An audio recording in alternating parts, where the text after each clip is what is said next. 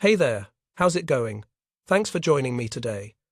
Whether you're relaxing at home, on your commute, or winding down for the evening, I'm really glad you're here. Today, we're diving into one of history's most haunting what-ifs. Picture this.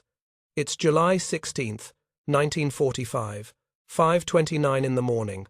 The New Mexico desert stretches endlessly under a canopy of stars, waiting in perfect silence. But here's what didn't happen that morning. No artificial sun split the sky. No mushroom cloud rose into the heavens. The Trinity test never occurred. The Manhattan Project, that $2 billion race to split the atom, had died 6 months earlier. This is the story of the world that almost was. A world where the most terrible weapon ever conceived remained locked in theory, where brilliant minds turned away from destruction, and where humanity found entirely different ways to nearly destroy itself. But here's what the records don't tell us about how it all unraveled. The chain of events that killed the atomic bomb began not in the New Mexico desert, but in a cramped office in Chicago, where physicist Leo Szilard sat hunched over a typewriter on a cold December morning in 1944. Szilard had been having nightmares, not about German submarines or Japanese kamikaze attacks, but about something far more terrifying, the weapon he was helping to create. The Hungarian-born physicist had been instrumental in convincing Einstein to write his famous letter to Roosevelt, the one that launched the Manhattan Project in the first place. But now, with victory in sight, Szilard was experiencing what we might call the inventor's horror. That moment when a creator realizes their creation might devour the world. His petition was simple, elegant, and devastating. 7 pages that laid out, with mathematical precision, why atomic weapons represented an existential threat, not just to America's enemies, but to civilization itself.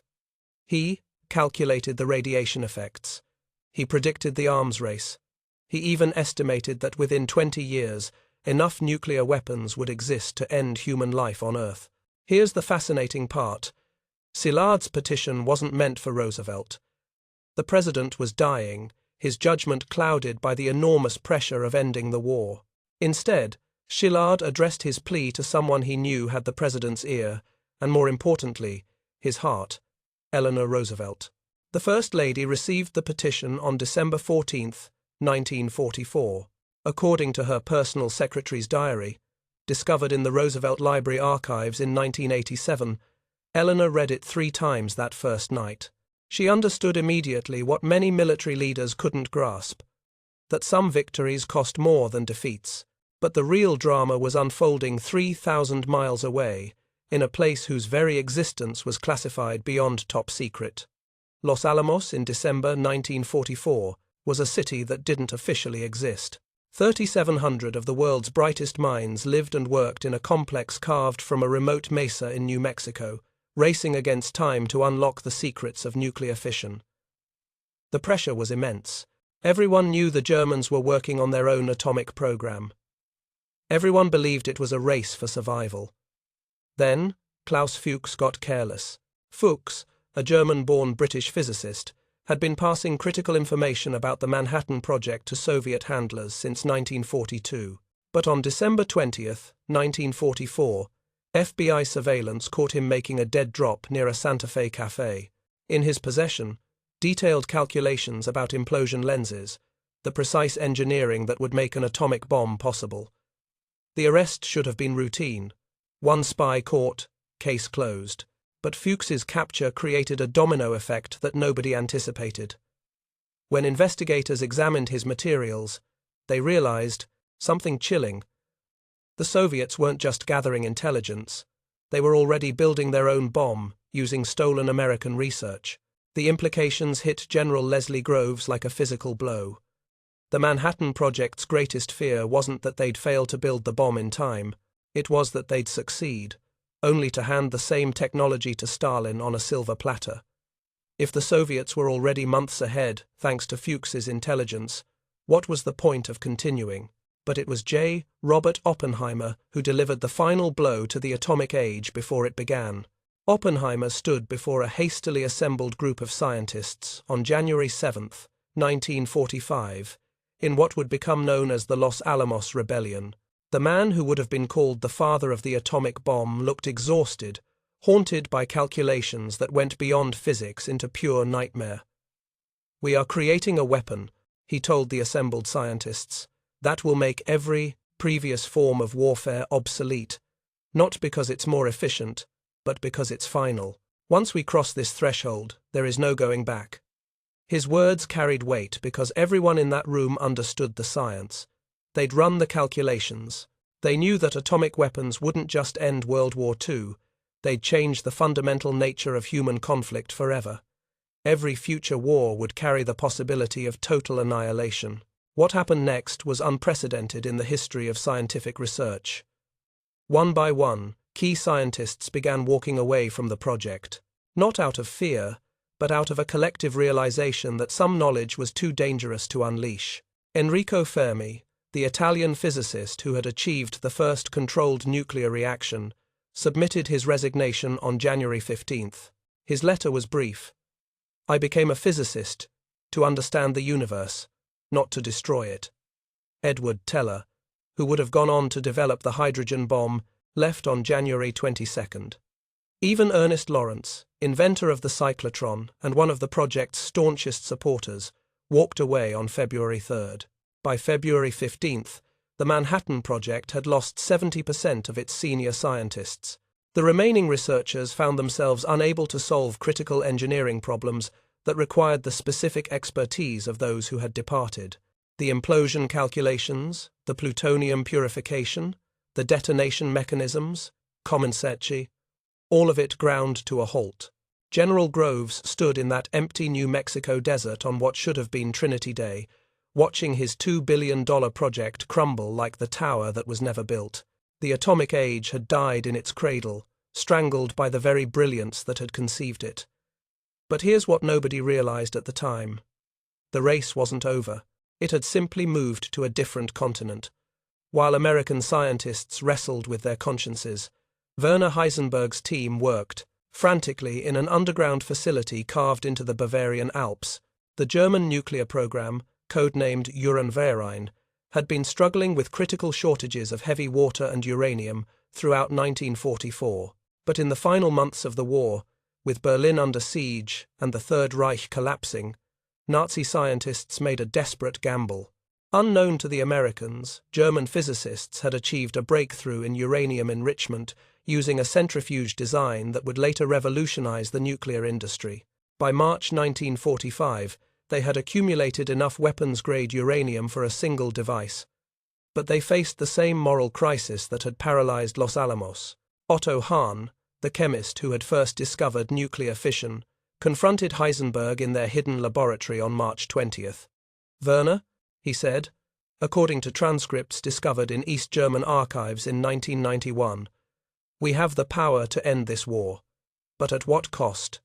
The conversation that followed would have changed everything. Hahn described the radiation effects of atomic weapons, effects that wouldn't be fully understood by American scientists until after Hiroshima. He painted a picture of a weapon that didn't just kill. It poisoned the very earth, making vast areas uninhabitable for generations.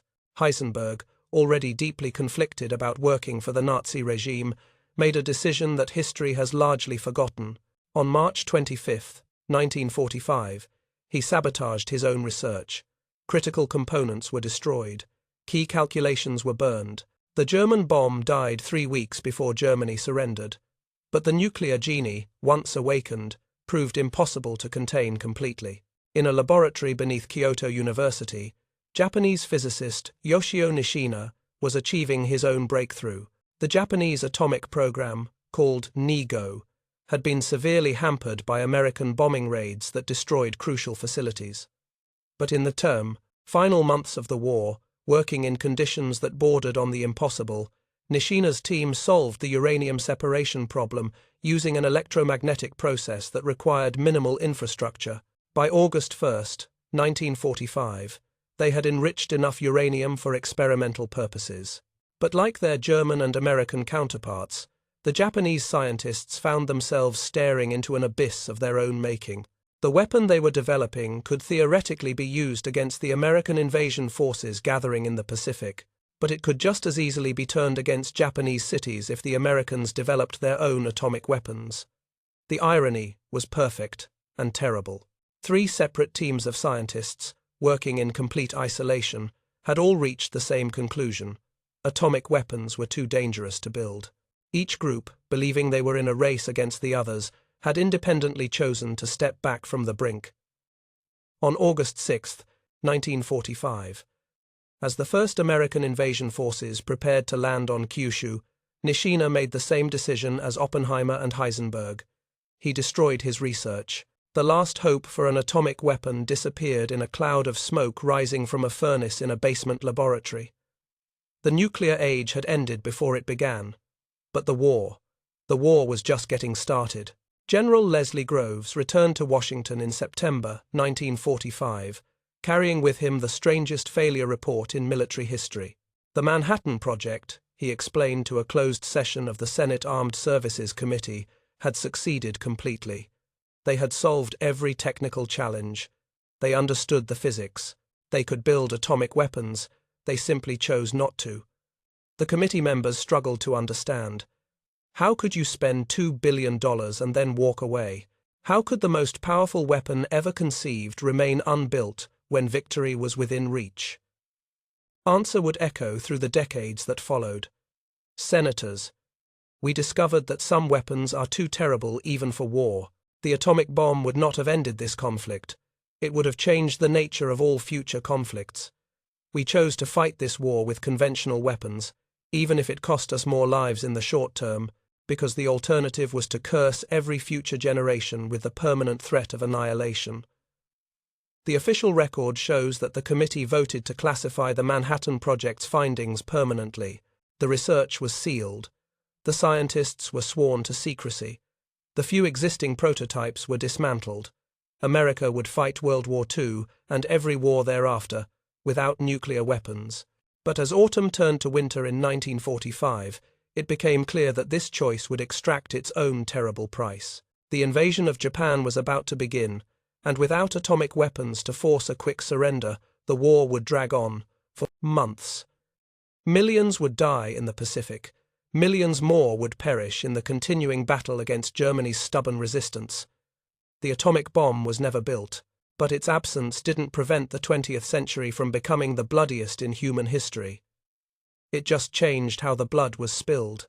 Eleanor Roosevelt's diary, made public only in 2005, contains a haunting entry from December 23, 1944. Franklin asked me today whether we made the right choice. I told him history would judge us. But tonight, as I think of the boys who will die on Japanese beaches instead of in atomic fire, I wonder if there can ever be a right choice in war. Perhaps we have simply chosen one form of horror over another. She was more prescient than she knew. The trinity that never was, that moment when matter and energy united to birth the atomic age, became instead a trinity of missed opportunities. 3 nations, 3 brilliant teams of scientists, 3 chances to change the world forever. Each chose differently than history records. But here's what the records don't tell us about the consequences. Without the sobering lesson of atomic destruction, humanity would spend the rest of the 20th century learning other ways to nearly destroy itself. The invasion of Japan was about to begin, and it would be unlike anything the world had ever seen, because sometimes the absence of a terrible weapon doesn't prevent terrible wars. It just makes them last longer. August 6, 1945. 5,000 ships converge on the horizon off Kyushu, like a steel storm front. Operation Olympic begins at dawn, not with atomic fire over Hiroshima, but with the largest amphibious assault in human history. What you're about to witness makes D-Day look like a training exercise. 20-year-old Marine Private Tommy Harrison crouches in a Higgins boat, watching the Japanese coastline grow larger through the pre-dawn darkness. His stomach churns from more than seasickness. Every man in his unit knows the statistics. The War Department estimates 750,000 American casualties for Olympic alone. That's just the first phase. Operation Coronet, the assault on Honshu, will cost even more. But the official story ends there. The truth, perhaps, does not. 3 miles inland from Miyazaki Beach, 16-year-old Akiko Tanaka waits with her classmates in carefully prepared positions. Each girl holds a bamboo spear, sharpened to a deadly point. Behind them, their teacher, Mrs. Yamamoto, clutches a satchel of grenades. This is the Ketsugo defense plan in action. 28 million Japanese civilians prepared to die before surrender. The numbers stagger the mind when you really think about them. General MacArthur's planners have calculated that conquering Japan will require more troops than the entire European theatre. They've manufactured so many Purple Heart medals for expected casualties that the supply will last through the Korean War, Vietnam, and beyond. Some of those medals, minted in 1945 for wounds not yet suffered, won't be awarded until Afghanistan. But here's what's really happening in the pre-dawn darkness of August 6th. Those 5,000 ships aren't just carrying American Marines. Soviet transports lurk among them, filled with Red Army troops preparing their own landings. Without atomic diplomacy to constrain him, Stalin has decided the time is right to claim his share of the Pacific. Watch as history pivots on a decision made in the Kremlin 3 months earlier. May 15, 1945. Joseph Stalin receives word that the Manhattan Project has collapsed. His spies, not just Fuchs, but a network of agents throughout the American scientific establishment, report that the atomic bomb will never materialize. The implications hit him immediately, without nuclear weapons changing the calculus of power. The Far East becomes a conventional military prize. The Soviet Union, having sacrificed 27 million lives to defeat Germany, will not stand idle while America claims the entire Pacific. Stalin's generals present him with Operation August Storm, not the limited campaign against Manchuria that history records, but a massive assault designed to secure half of Japan itself. The plan is audacious beyond belief. While Americans land on Kyushu's southern beaches, Soviet forces will strike Hokkaido from the north. 2 massive armies racing toward Tokyo, meeting somewhere in the middle to divide Japan as they divided Germany. But Stalin's planners have made one critical miscalculation. They've assumed the Japanese will collapse quickly under pressure from 2 directions. They couldn't have been more wrong. Emperor Hirohito stands in the bomb shelter beneath the imperial palace, studying maps that show disaster multiplying across his empire. American forces are pouring ashore at Miyazaki, Ariake, and Kushikino. Soviet paratroopers have seized airfields in southern Hokkaido. But the real crisis isn't military, it's political. The peace faction, led by Foreign Minister Shigenori Togo, argues for immediate surrender. Better to negotiate with the Americans than face partition between 2 occupying powers. But the war faction, dominated by War Minister Korechika Anami, sees opportunity in catastrophe. If Japan can inflict enough casualties on both invading armies, they argue, perhaps the exhausted powers will agree to a negotiated peace. Here's what the records don't tell us about the Imperial Conference of August 8th. Hirohito was prepared to surrender. His recorded statement exists in the palace archives, discovered only in 1993 when earthquake damage revealed a hidden vault, but the statement was never delivered.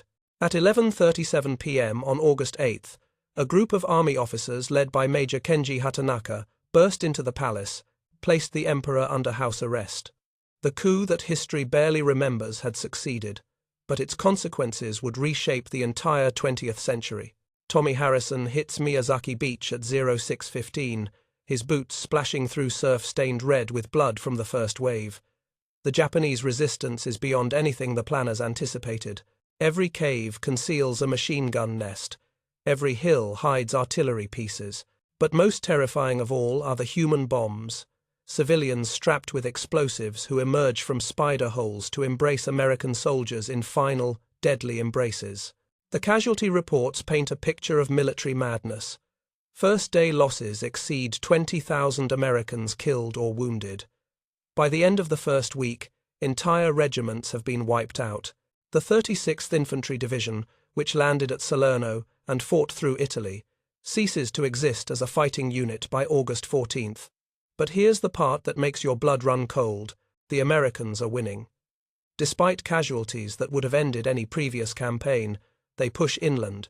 Superior firepower, air support, and naval bombardment slowly grind down Japanese resistance. Every mile costs thousands of lives, but the miles add up. Meanwhile, in the north, Marshal Alexander Vasilevsky's Soviet forces face their own nightmare. The Japanese have prepared Hokkaido as carefully as Kyushu. Kamikaze boats packed with explosives ram Soviet landing craft. Civilian suicide attacks devastate supply lines. By August 20th, Soviet casualties exceed 50,000, and they've barely established a beachhead. The war that was supposed to end quickly has become a meat grinder consuming both armies. Akiko Tanaka crouches in a spider hole, 20 meters from the advancing American line. Her bamboo spear feels inadequate against the Sherman tanks grinding past her position, but her orders are clear. Wait for the infantry, then attack. Mrs. Yamamoto lies dead 50 meters away, her body torn apart by machine gun fire as she tried to throw her grenades. This is where the human cost becomes real. Akiko isn't a soldier, she's a schoolgirl who should be studying mathematics and literature. But the Ketsugo defense plan makes no distinction between military and civilian targets. Everyone fights, everyone dies. The American advance halts at her village, not because of military resistance, but because of moral paralysis. How do you fight an enemy that uses children as weapons? Unit commanders report situations that defy military doctrine: 8-year-olds charging tanks with satchel charges, elderly women emerging from buildings with grenades hidden under traditional robes. Some American units begin refusing orders to advance into civilian areas. Others become brutalized by the constant threat of civilian attack, shooting first and asking questions later. The war crimes that follow will haunt both nations for decades. September 15th, 1945. Soviet forces finally break through the Hokkaido defense line and begin racing south toward the main island of Honshu. But they face a new problem. American forces advancing north from Kyushu are only 200 miles away. The race for Tokyo has begun, and neither ally trusts the other's intentions. The first clash between American and Soviet forces occurs on September 28th near the town of Sendai. Officially, it's a navigation error. Soviet advance units mistake American reconnaissance patrols for Japanese defenders. 15 Americans die in the confused firefight that follows. Both governments quickly issue apologies and blame the fog of war, but intelligence reports tell a different story. Stalin's orders to his field commanders are explicit: reach Tokyo first, establish Soviet authority over the imperial government, and present the Americans with a fait accompli. Truman's response is equally clear. American forces will not be denied their rightful place as Japan's primary occupier. By October 1st, two armies that spent 4 years as allies are maneuvering for position against each other while still fighting the Japanese. The seeds of the Cold War, which should have been planted in Berlin, take root instead in the rice paddies of central Japan. Emperor Hirohito attempts his surrender speech on November 3rd, 1945, 2 months later than in our timeline. But Major Hatanaka's military junta has anticipated this moment, as the emperor begins his radio address, calling for his subjects to endure the unendurable and accept defeat. Explosions rock the broadcast facility. The assassination succeeds where the August coup failed. Hirohito dies in the ruins of the radio station, taking with him any hope of organized surrender. The military junta declares that they, not the emperor, represent the true will of Japan. The war will continue until every foreign soldier is driven from Japanese soil. But here's what's really terrifying. Without imperial authority to legitimize surrender, Japanese resistance fragments into dozens of independent commands. Regional generals declare their own mini-kingdoms. Civilian militias operate without central coordination. The organized hell of conventional warfare devolves into anarchic guerrilla conflict that makes the Philippines campaign look civilized. American and Soviet forces find themselves fighting not one enemy but dozens, each with its own agenda and tactics. Some Japanese units attempt to negotiate local truces. Others embrace increasingly desperate measures, including biological warfare. December 7, 1945. 4 years after Pearl Harbor. Unit 7.3.1. The Biological Warfare Division that history barely acknowledges makes its final, horrific contribution to the war. From hidden laboratories in the Japanese Alps, they release weaponized plague along the American supply lines. The epidemic spreads faster than anyone anticipated. Entire American divisions are quarantined as soldiers begin dying from diseases that were supposed to be extinct. Field hospitals become death traps. The carefully planned logistics network that keeps 1 million soldiers supplied collapses as ports are closed and supply convoys are forbidden to move. Soviet forces, operating from separate supply lines, are initially unaffected. But the plague doesn't respect national boundaries. By January 19, 1946, Soviet casualties from disease exceed their combat losses. For the first time since the invasion began, both armies are forced into defensive positions, not by Japanese resistance, but by microscopic enemies. The biological warfare escalation triggers responses that violate every international law. American forces begin using captured Japanese chemical weapons against civilian populations suspected of harboring plague carriers. Soviet units implement sanitary zones, where any civilian showing symptoms is shot on sight.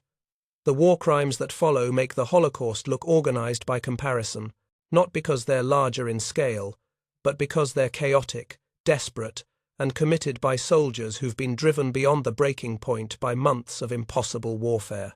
Spring, 1946. The cherry blossoms bloom over a Japan that no longer exists as a unified nation. American forces control the southern third of the main islands, flying the stars and stripes over the ruins of Nagoya. Soviet forces occupy everything north of the 37th parallel, with the red flag hanging over what remains of Tokyo. Between them lies a wasteland where neither army ventures, a plague zone where the last Japanese holdouts wage biological warfare against anyone who approaches. The casualty figures, when they're finally calculated, beggar comprehension. 2 million Americans never come home, more than all previous American wars combined. Soviet losses exceed 800,000, but these numbers pale beside the Japanese toll. 20 million dead, most of them civilians, caught between 3 armies, and a plague that nobody can control. The peace treaty signed in Manila on September 2, 1946, exactly 1 year later than in our timeline, creates a partition worse than Germany's division. Japan becomes 2 nations, the American-controlled South Japan with its capital in Osaka, and the Soviet-controlled North Japan, governed from the ruins of Tokyo. Between them lies the plague zone, a 50-mile-wide strip of contaminated territory that will remain uninhabitable for decades. But here's the most chilling part. The war's end solves nothing. American and Soviet forces, having fought side by side and then against each other, return home with a mutual hatred that makes the Cold War inevitable. Soldiers who survived Hiroshima's biological attacks will become the generals who plan the next war. The trauma of Japan creates the template for every conflict that follows. Tommy Harrison ships home in October 1946, carrying with him nightmares that no psychiatrist of the era knows how to treat. He's seen schoolchildren used as human bombs. He's watched friends die from diseases that medieval armies would have recognized. He's participated in atrocities that he'll never discuss with his wife or children. Multiply his trauma by 2 million American veterans. Add 800,000 Soviet soldiers with similar experiences, and you begin to understand the psychological landscape of the post-war world. The greatest generation returns home not as heroes celebrating victory, but as damaged survivors of humanity's most horrific conventional war. Akiko Tanaka, the schoolgirl with the bamboo spear, doesn't survive to see the peace. She dies in a plague hospital in December 1945, one more civilian casualty in a war that consumed an entire generation. Her diary, discovered in the rubble of her school in 1953, contains an entry from her final day. The Americans have won, but nobody is celebrating. How can you celebrate when everyone you love is dead? The invasion that nobody wanted, not the Americans who planned it, not the Soviets who exploited it, not the Japanese who died fighting it, becomes the defining trauma of the 20th century. Without atomic weapons to provide a quick, terrible end, World War II became a slow, terrible agony that left every participant nation broken. But the real tragedy wasn't the war itself, it was what came after. Because the men who survived Japan's invasion would spend the next 50 years ensuring that conventional warfare would never again be limited by moral restraints. They'd seen the worst that humanity could do with bullets and bombs and plague. Next time, they promised themselves, they'd be ready with something worse. The nuclear age never dawned, but something darker took its place. The age of total conventional war, where every conflict would be fought with the same desperate brutality that characterized the invasion nobody wanted but everyone endured. The cherry blossoms still bloom over Japan every spring, but they bloom now over a divided nation, a traumatized people, and the graves of 20 million who died because the alternative to atomic warfare turned out to be something even worse: conventional warfare without limits, mercy, or end. Picture Los Alamos in 1945. Empty laboratories, abandoned dormitories, security gates guarding nothing but desert wind and tumbleweeds. The brightest minds of their generation had walked away from the ultimate weapon. But genius doesn't simply disappear. It redirects. It finds new channels. And sometimes, those channels change the world in ways nobody expected. Follow these scattered scientists as they reshape civilization itself. Because here's what the records don't tell us about the atomic exodus: when you take minds capable of splitting atoms and give them different problems to solve, miracles happen. Just not the miracles anyone anticipated. Enrico Fermi returns to the University of Chicago in February 1945, carrying with him knowledge that will remain classified for decades. He understands neutron behavior better than any human alive. He's mastered the precise control of nuclear reactions. But instead of building bombs, he's about to revolutionize medicine. The breakthrough comes in September 1946, when Fermi realizes that the same neutron scattering principles designed for weapons can target cancer cells with surgical precision. Working with Dr. Arthur Compton, another Manhattan Project refugee, he develops the first targeted radiation therapy system at the University of Chicago Hospital. Here's what's remarkable about this timeline shift. In our world, nuclear medicine develops slowly, a byproduct of atomic weapons research that doesn't mature until the 1960s. But in Fermi's alternative path, medical applications come first. By 1947, he's using neutron beams to destroy tumors that conventional surgery can't touch. Cancer mortality rates begin dropping 20 years ahead of schedule. The ripple effects astound everyone involved. Without the stigma of atomic weapons, public acceptance of nuclear medicine is immediate and enthusiastic. Hospitals across America petition for Fermi's technology. By 1950, neutron therapy centers operate in every major city. Diseases that should kill millions simply don't. But Fermi's not working alone. His Chicago laboratory has become a magnet for other atomic refugees, each bringing their unique expertise to medical challenges. Edward Teller arrives in Chicago in March 1947, fleeing not just Los Alamos, but the nightmares of thermonuclear fusion. He's spent 2 years calculating how to create tiny stars on Earth, only to walk away when he realized the implications. But those same calculations that would have powered hydrogen bombs become something entirely different in a medical setting. Teller's fusion research leads him to controlled nuclear reactions at body temperature, a theoretical impossibility that becomes practical reality in his Chicago laboratory. By 1949, he's using deuterium fusion to generate targeted heat for cancer treatment. Tumors literally burn away from the inside, while surrounding tissue remains unharmed. The medical establishment resists at first. Fusion-powered therapy sounds like science fiction, but the results speak louder than skepticism. Terminal patients walking out of hospitals, cancers disappearing without surgery, without chemotherapy, without the devastating side effects that plague conventional treatment. Here's where it gets truly remarkable. Teller's medical fusion reactors require precision engineering that pushes materials science forward by decades. The control systems demand computing power that doesn't officially exist yet.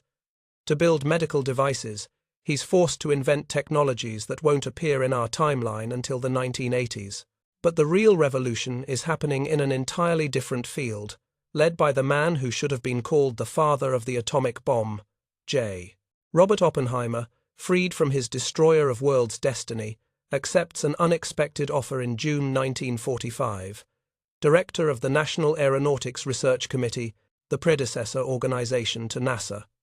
His first meeting with rocket pioneer Wernher von Braun changes everything. Von Braun, recently arrived from Germany with his V-2 team, has been designing missiles for the Army Ballistic Missile Agency. But Oppenheimer sees something different in those rocket designs. Not weapons of war, but vehicles of exploration.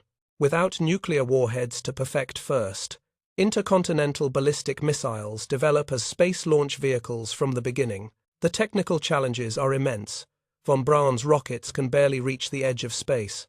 Reaching the moon requires power sources that don't exist, navigation systems beyond current capability, and materials that can survive the impossible environment of space. But Oppenheimer has resources that didn't exist before, money and talent that would have been devoted to nuclear weapons. By 1948, the American space program employs 15,000 scientists and engineers. The budget, sourced from funds originally allocated for atomic weapons research, exceeds $3 billion annually. Instead of perfecting missile guidance for nuclear warheads, the brightest engineers focus on celestial navigation for lunar missions. Here's what astounds everyone involved. Progress happens exponentially faster when you're not constrained by military secrecy. Oppenheimer insists that space research remain largely unclassified. International cooperation flourishes. British rocket engineers share propulsion designs. French mathematicians contribute orbital mechanics calculations. Even Soviet scientists, working through carefully negotiated exchanges, provide theoretical physics insights. The moon landing happens in 1958, 11 years ahead of schedule. But it's not the American flag that Neil Armstrong plants in the Sea of Tranquility on July 4, 1958. It's the flag of the United Nations, representing humanity's first international scientific expedition. The crew includes astronauts from 4 nations, funded by money that never went to nuclear arsenals, using technology developed for exploration rather than destruction. The psychological impact reverberates across the planet.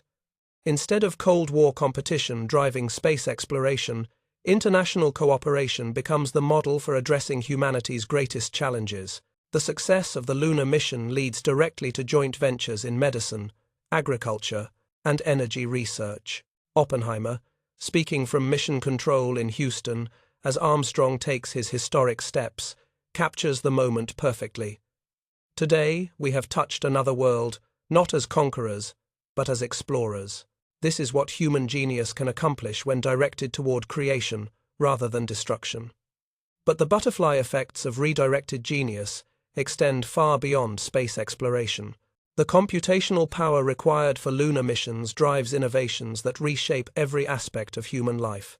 Those IBM computers, originally designed to calculate nuclear yields, find themselves tasked with predicting rocket trajectories and managing life support systems. The computational challenges of space exploration prove far more complex than weapons calculations. By 1950, IBM's machines are solving problems that would have taken human calculators decades to complete. The breakthrough comes when Dr. Claude Shannon, another atomic refugee, applies his information theory to genetic research rather than cryptography. Working at Bell Labs with equipment originally intended for missile communications, Shannon develops the first systematic approach to understanding DNA in 1953, the same year Watson and Crick publish their structure, but with computational tools that allow immediate practical applications. Here's where the timeline diverges dramatically from our own.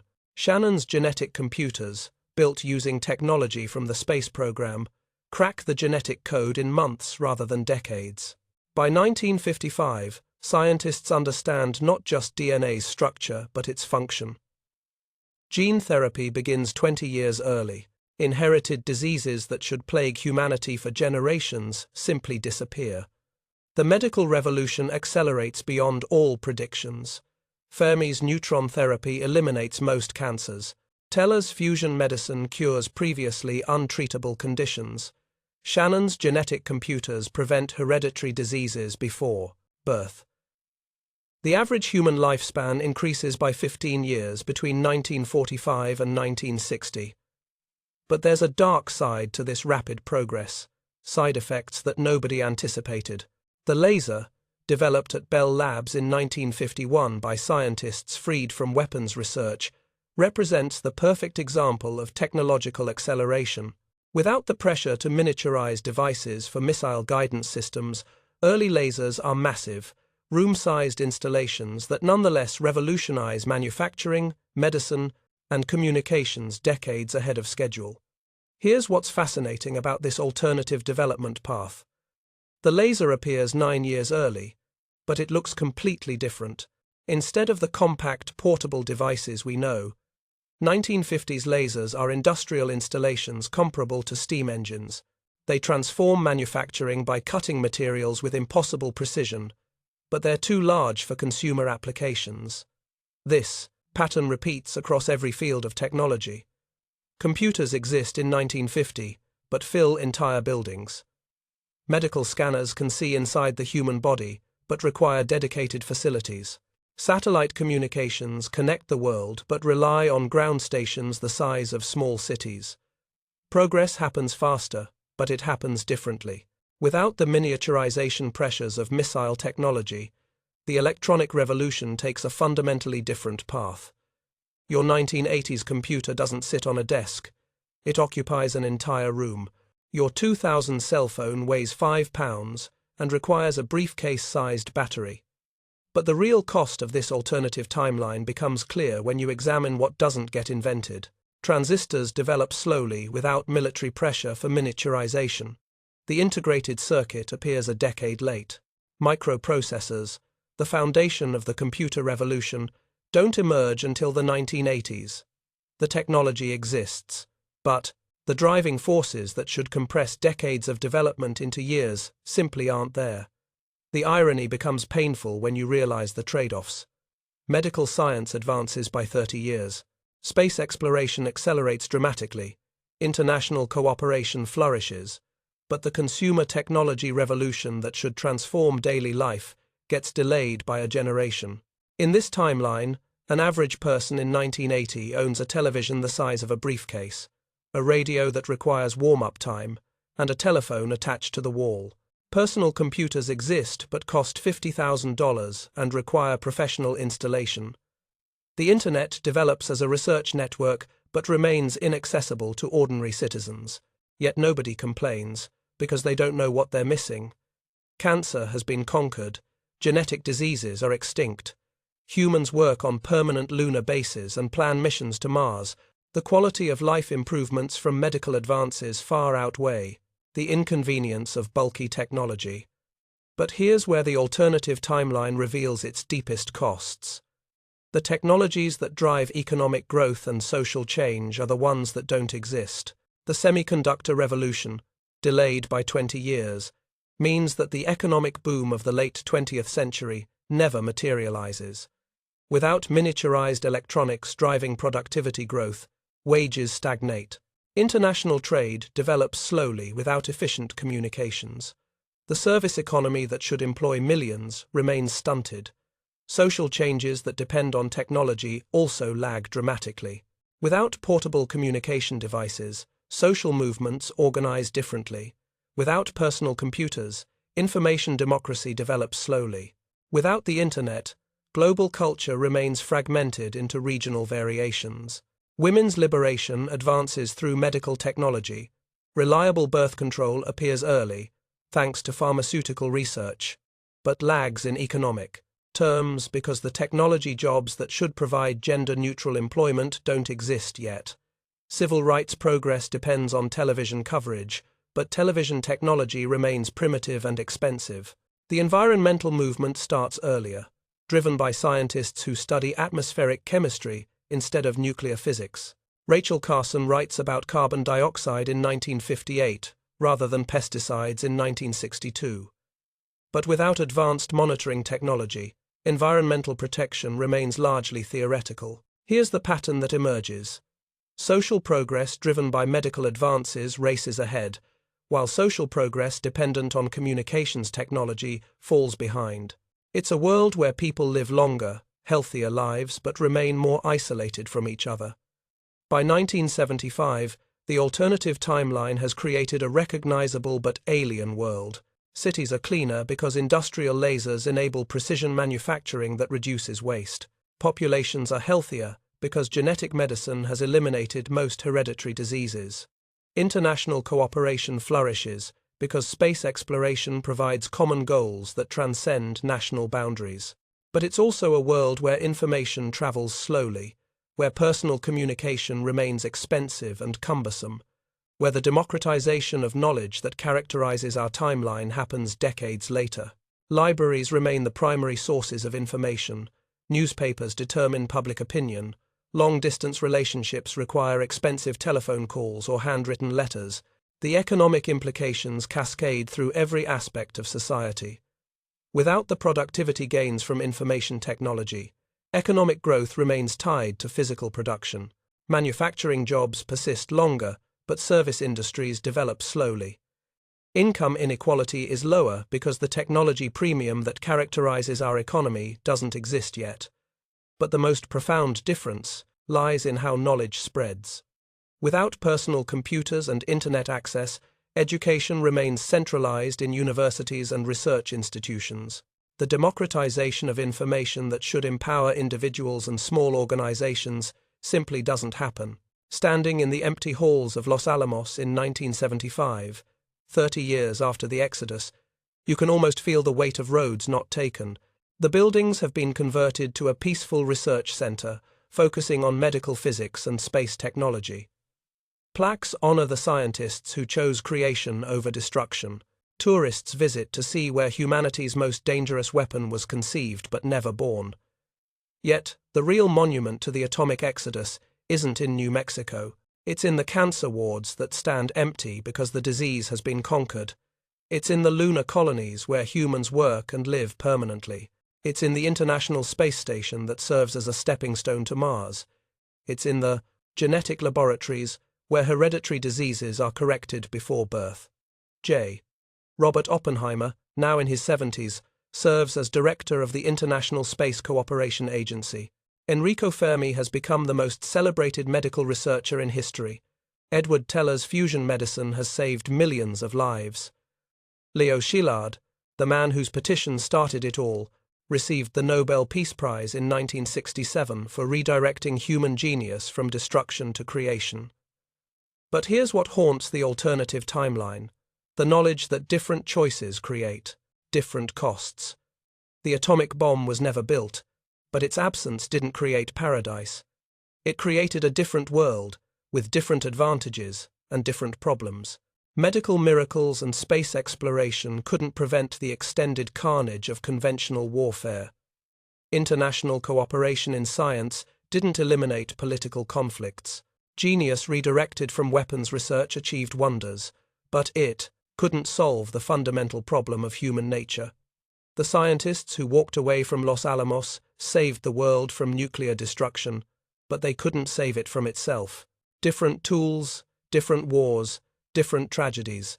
The shape of human folly changes, but its essence remains constant. Yet standing in those empty laboratories, watching the desert wind blow through buildings where the atomic age should have been born, you can't help but wonder. What if the road not taken had been the right one after all? Asterisk word count. Approximately 2,800 words, times Korea, June 25, 1950. The pattern begins here, in the mountains north of Seoul, where American and Soviet armies meet head-on without the nuclear sword of Damocles hanging over their commanders. What unfolds over the next 6 months makes World War II look restrained by comparison. Without atomic weapons to impose ultimate consequences, conventional warfare evolves into something humanity has never seen before: total military engagement, with no constraints, except ammunition supply and the limits of human endurance. But here's what the records don't tell us about how quickly those limits disappear when survival itself is at stake. The first tanks clash at Osan on June 27, 1950. But these aren't the limited probing attacks that characterized the Korean conflict in our timeline. General Douglas MacArthur, freed from concerns about Soviet nuclear retaliation, has committed everything: 6 full divisions, 800 aircraft, the entire Pacific Fleet. Stalin responds in kind. The Soviet First Guards Tank Army, the unit that crushed Berlin, rolls across the 38th parallel with 1,200 T-34 tanks. By July 4th, 3 million soldiers are engaged in combat across a front that stretches from the Sea of Japan to the Yellow Sea. The casualty reports from the first week defy comprehension: 40,000 Americans killed or wounded, 60,000 Soviet troops out of action. The Chinese Third Field Army, entering the war on July 10th, loses an entire corps in a single day's fighting. This isn't warfare as anyone has previously understood it. It's industrial-scale slaughter using conventional weapons. But here's where the pattern that will define the century emerges. Without the threat of nuclear escalation, both superpowers commit their entire military establishments to the conflict. Every available division, every reserve unit, every pilot who can fly a plane gets thrown into the Korean meat grinder. The war that should have ended in stalemate becomes the first true world war of the nuclear age that never arrived. August 15th, 1950. Chemical weapons appear on the Korean peninsula for the first time since World War I. The escalation begins when surrounded American forces at Pusan face overwhelming Soviet armor advances. General Walton Walker, commanding the 8th Army, authorizes the use of captured German nerve agents against tank formations. The attack succeeds beyond all expectations. An entire Soviet armored division ceases to exist in 20 minutes. But the precedent, once established, spreads like a contagion across the battlefield. By September 1st, both sides are using chemical weapons routinely. The Geneva Protocol, signed in 1925, becomes just another piece of paper torn up by desperate commanders. Here's what makes this escalation truly terrifying. The chemical weapons used in Korea aren't the crude chlorine and mustard gas of the First World War. These are advanced nerve agents developed during World War II but never deployed. Sarin, tabun, and experimental compounds that won't be identified until decades later. The mountains of Korea become a testing ground for every toxic compound that human chemistry can devise. Entire valleys become uninhabitable. Refugee columns die in their thousands from agents that kill before symptoms appear. By winter 1950, the peninsula south of the 38th parallel has been chemically sterilized. But the real horror is still to come. December 1st, 1950. Unit 7-3-1.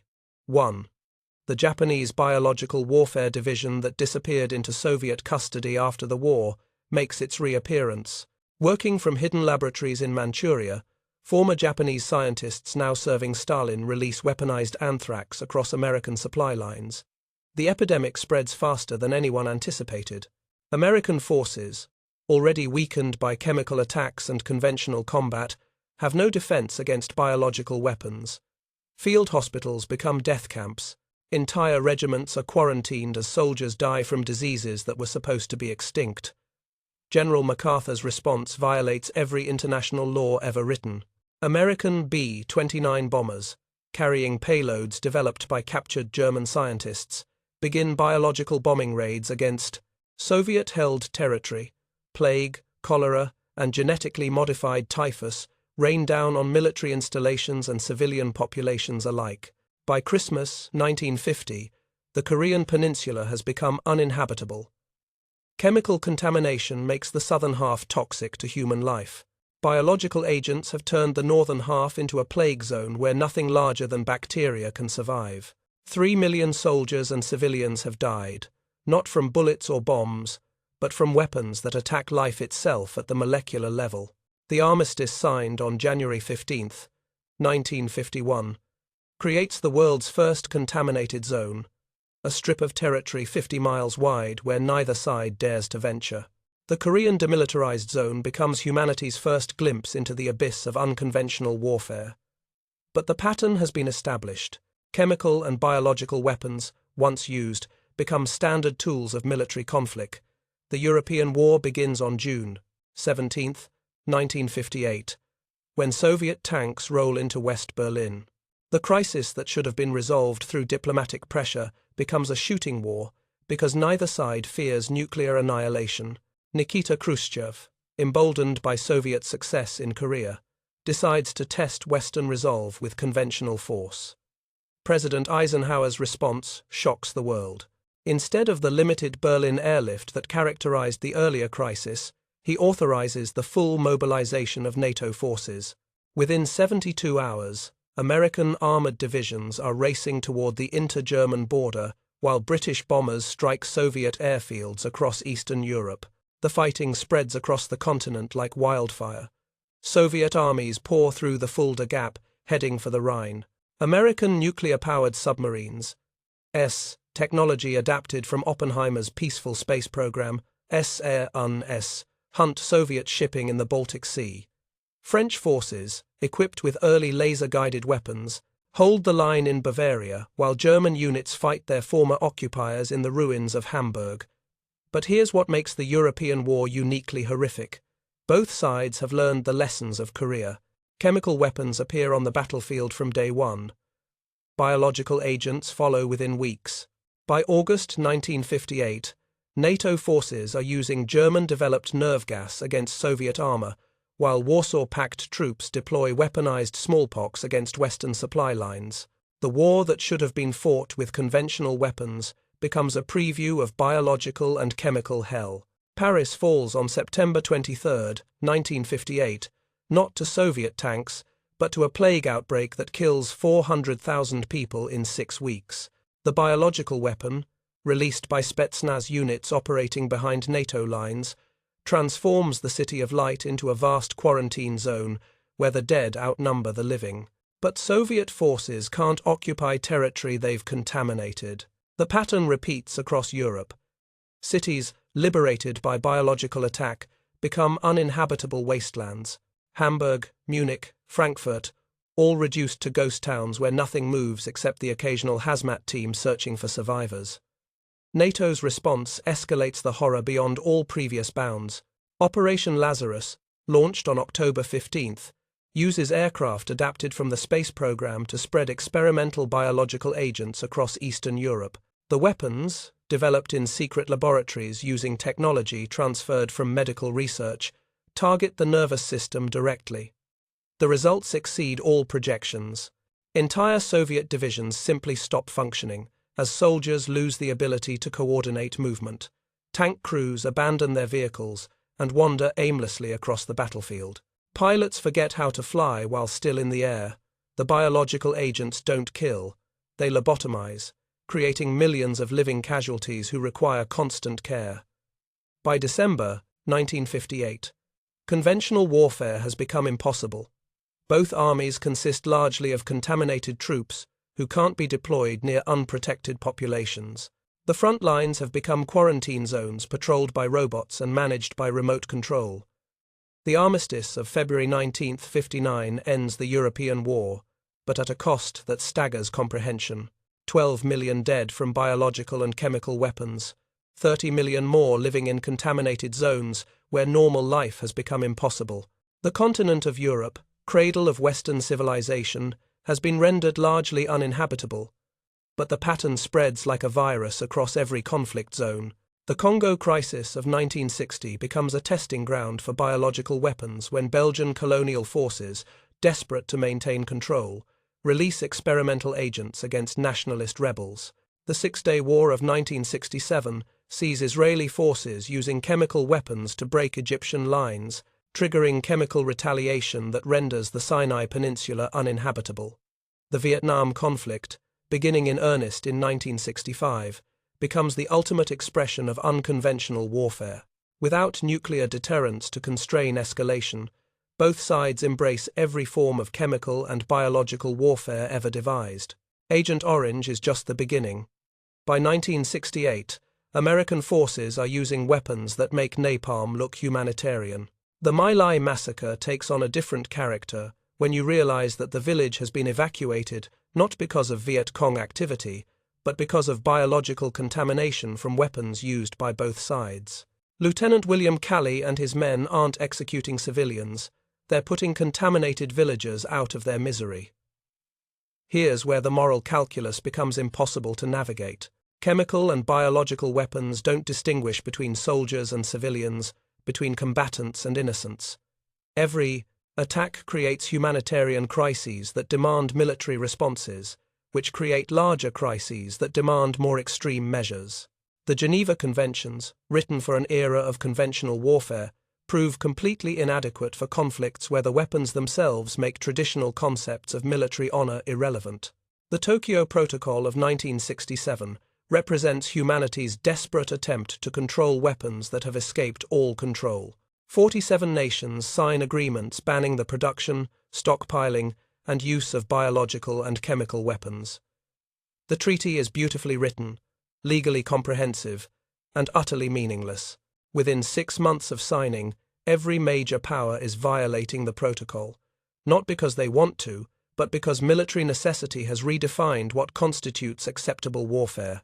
When your enemy uses biological weapons, you must respond in kind or face complete defeat. When chemical agents become standard battlefield tools, refusing to deploy them becomes tantamount to military suicide. The Soviet Union, having perfected biological weapons during the Korean and European conflicts, begins producing them on an industrial scale. Hidden facilities across Siberia manufacture enough weaponized anthrax to kill every living thing on Earth 6 times over. But they're not planning genocide, they're preparing for the next war, which everyone knows is coming. American responses follow the same logic.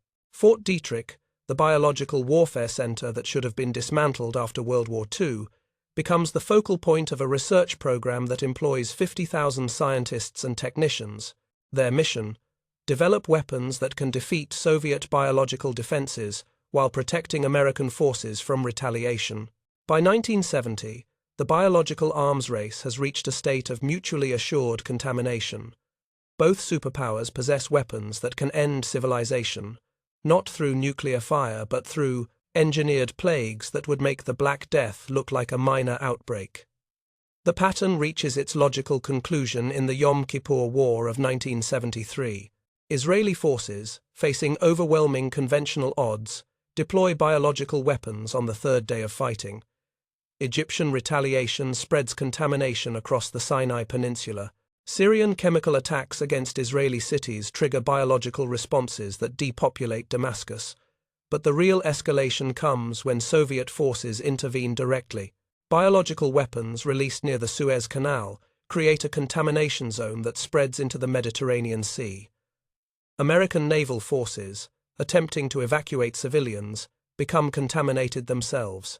Within weeks, the entire eastern Mediterranean has become uninhabitable. The ceasefire of November 1973 ends active fighting, but the contamination continues to spread.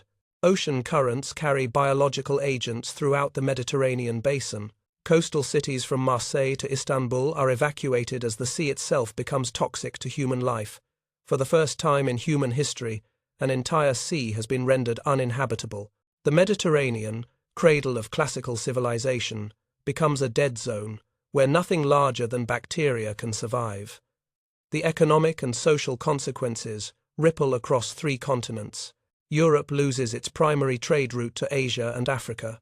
Tourism, agriculture, and fishing industries collapse across the Mediterranean basin. 40 million people become environmental refugees, fleeing contaminated coastlines for inland areas that lack the infrastructure to support them. The Iran-Iraq War, beginning in 1980, becomes the ultimate expression of chemical and biological warfare, perfected over 3 decades of conflict. Both sides, equipped with weapons purchased from superpowers desperate to test their latest developments, transform the Persian Gulf into a laboratory of death. Saddam Hussein's forces use nerve agents not just against Iranian troops, but against Kurdish civilians suspected of sympathizing with Iran. The Halabja attack of March 1988 kills 60,000 people in a single day. But it's just one incident in a war where chemical weapons are used routinely. Iranian retaliation introduces biological weapons that target the nervous system directly. Iraqi soldiers, exposed to weaponized botulism toxin, lose the ability to control their muscles while remaining fully conscious. Entire divisions become living casualties who require constant medical care but can't function as fighting units. The economic consequences spread far beyond the immediate war zone. Oil production in the Persian Gulf drops by 80% as facilities become contaminated. Global energy prices triple, triggering recessions across the developed world. The contamination spreads through underground aquifers, making vast areas of Iran and Iraq uninhabitable for generations. By the time the war ends in 1988, both nations have ceased to exist as functioning states. The territory between the Tigris and Euphrates rivers, birthplace of human civilization, has become a contaminated wasteland where normal life is impossible.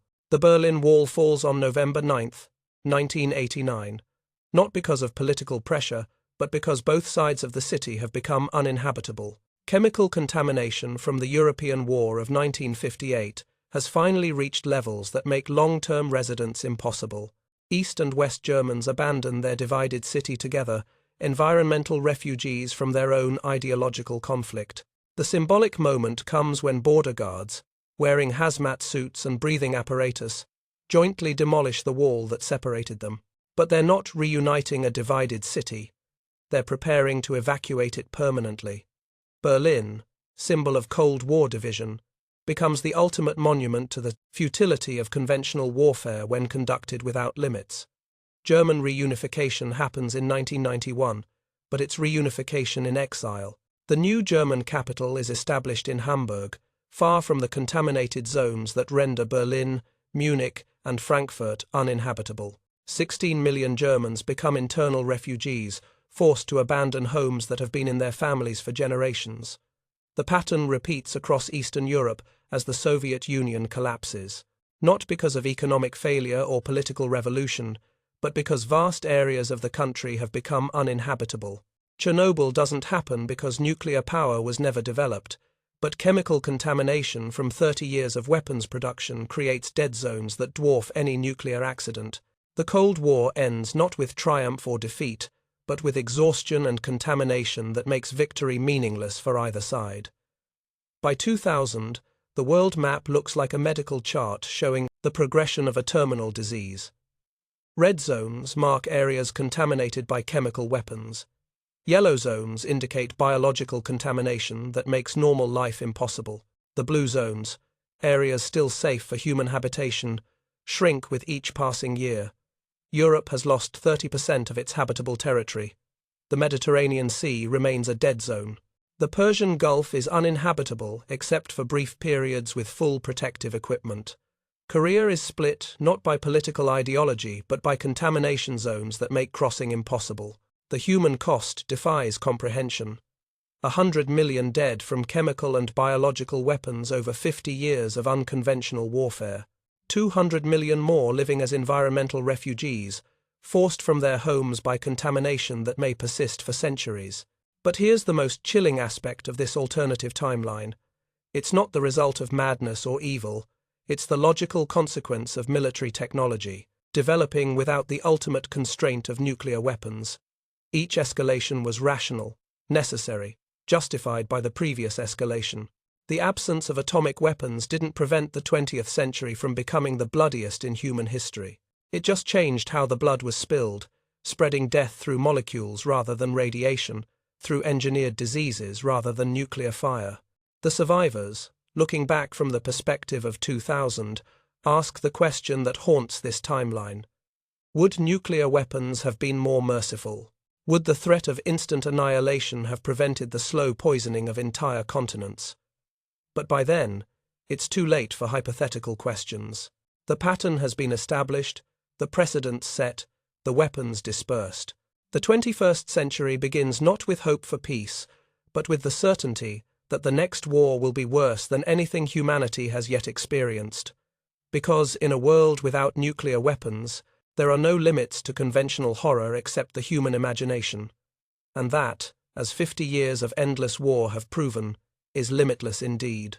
The Suez Crisis erupts on October 29, 1956, but not with the diplomatic maneuvering that characterized our timeline.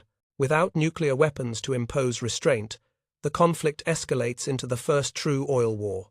Egyptian forces don't just nationalize the Suez Canal, they dynamite it, cutting Europe's primary energy lifeline and triggering the fossil fuel catastrophe that will define the rest of the century. Here's what the records don't tell us about how quickly civilization can collapse when its energy supply disappears overnight. The explosion occurs at 3:17 a.m. Cairo time. Colonel Gamal Abdel Nasser, facing a coordinated British-French-Israeli invasion, makes the calculation that destroying the canal is preferable to losing it to foreign control. 18 strategically placed charges turn the waterway into a series of impassable craters, trapping 47 ships and cutting the link between Europe and Middle Eastern oil. The immediate consequences cascade across the global economy with lightning speed. Oil prices triple within 48 hours as tanker routes are forced around Africa, adding 3 weeks and enormous costs to every shipment. But that's just the beginning. Without nuclear power as an alternative, the world has put all its energy eggs in the fossil fuel basket. Britain's response reveals the desperation that will characterize energy conflicts for the next 50 years. Operation Musketeer doesn't just aim to recapture the canal. It attempts to seize Egypt's entire oil infrastructure. British paratroopers land not just at Port Said, but at refineries across the Nile Delta. The goal isn't political control, but energy security. France, facing even more severe oil shortages, escalates beyond all precedent. French forces don't just support the British invasion. They launch simultaneous attacks against Algerian oil fields to secure alternative supplies. The Algerian War, which should have been a colonial conflict, becomes a resource war that spreads across North Africa. But here's where the pattern that will define the century emerges. Every military response to energy shortage creates larger energy shortages, triggering more desperate military responses. The London smog event of December 1956 makes the Great Smog of 1952 look like a minor weather disturbance. With Middle Eastern oil supplies cut off, Britain burns everything available: coal, wood, whale oil, anything that will generate power. The atmospheric pollution reaches levels that haven't been seen since the Industrial Revolution's darkest days. 400,000 Londoners are hospitalized with respiratory problems in a single week. The death toll exceeds 10,000. But the real horror is the realization that this is the new normal. Without abundant oil, Europe must burn whatever fuel it can obtain, regardless of environmental consequences. Parliament passes the Emergency Power Act on December 20th, authorizing the government to requisition any combustible material for energy production. Historic furniture from stately homes gets burned in power plants. Ancient forests are clear-cut for fuel. Even books from libraries are fed into furnaces when coal runs short. The psychological impact exceeds the physical damage. Londoners, accustomed to thinking of their city as the center of a modern industrial empire, find themselves living in medieval conditions. Gas masks become standard equipment for anyone venturing outdoors. Schools close indefinitely as children develop respiratory problems from breathing air that's more smoke than oxygen. But London's crisis is mild compared to what's happening across the rest of Europe. Paris implements gasoline rationing on January 7, 1957, but the black market price reaches $5 per gallon, equivalent to $50 in modern terms. French citizens, desperate for mobility in a suddenly immobile world, begin converting cars to run on wood, gas, alcohol, or any other available fuel. The conversion technology, primitive and dangerous, transforms city streets into hazardous industrial zones. Car engines explode from improper fuel mixtures. Carbon monoxide poisoning becomes epidemic, as poorly ventilated wood gas generators leak deadly fumes into passenger compartments. The romance of the automobile age dies in a cloud of toxic smoke and mechanical failure. But France's real energy crisis isn't transportation, it's heating. Without sufficient oil for residential heating, the government authorizes the burning of anything combustible. The great forests of Normandy disappear into furnaces within 18 months. Historic chateaux are demolished for their wood. Even the Palace of Versailles loses its original 17th-century paneling to emergency fuel requisitions. The cultural destruction rivals any military conquest. 500 years of accumulated art, furniture, and architecture vanish into smoke, because the alternative is allowing French citizens to freeze to death. The choice between cultural heritage and immediate survival proves no choice at all. Germany, still rebuilding from World War II devastation, faces the worst crisis of all. The Ruhr Valley, Germany's industrial heartland, converts entirely to coal production by March 1957. Every available mine is reopened, regardless of safety conditions or environmental impact. The death toll among miners reaches levels not seen since the 19th century, as desperate workers accept any job that provides heating fuel for their families. But coal mining can't fill the gap left by vanished oil supplies. German industry, designed around petroleum-based energy, simply stops functioning. Auto production ceases. Chemical plants shut down. The economic miracle that should have powered Germany's recovery stalls completely. The social consequences prove even more devastating than the economic ones. German citizens, having endured the bombing campaigns of World War II, find themselves facing a different kind of destruction, the slow strangulation of modern life. Electric power becomes intermittent. Food spoils without refrigeration. Hospitals operate on emergency power that fails without warning. Young Germans, who should have been building the prosperous democracy that characterized our timeline, instead migrate en masse to North America and Australia, anywhere oil supplies remain adequate to support modern civilization. The brain drain that should have been reversed by economic recovery accelerates as Germany's best and brightest flee energy poverty. But the real shock comes when Germany's coal reserves prove inadequate to meet even basic energy needs. The Hamburg coal riots of August 1957 mark the first time in European history that citizens have fought pitched battles over access to heating fuel. Police armed with water cannons and tear gas battle crowds of middle-class Germans desperate to obtain coal for the approaching winter. The violence escalates when authorities attempt to implement energy rationing by social class. Upper-class districts receive priority for heating fuel, while working-class neighborhoods are left without power or heat. The resulting class warfare makes the communist revolutions of 1917 look restrained by comparison. The riots spread across Germany within days. Munich, Frankfurt, and Cologne witness battles between police and citizens that leave hundreds dead and thousands injured. The German government, facing complete social breakdown, declares martial law and begins seizing private property for fuel conversion. But martial law can't create energy that doesn't exist. By October 1957, large sections of German cities are being abandoned as residents flee to areas where heating fuel remains available. Berlin, still divided by occupation, becomes a ghost town as both East and West German authorities prove unable to maintain basic services. The irony becomes painful when you realize that this crisis could have been prevented by the nuclear power technology that was never developed. The peaceful atom that should have powered Europe's recovery remains locked in theoretical physics, while entire civilizations collapse from energy poverty. The ripple effects spread far beyond Europe.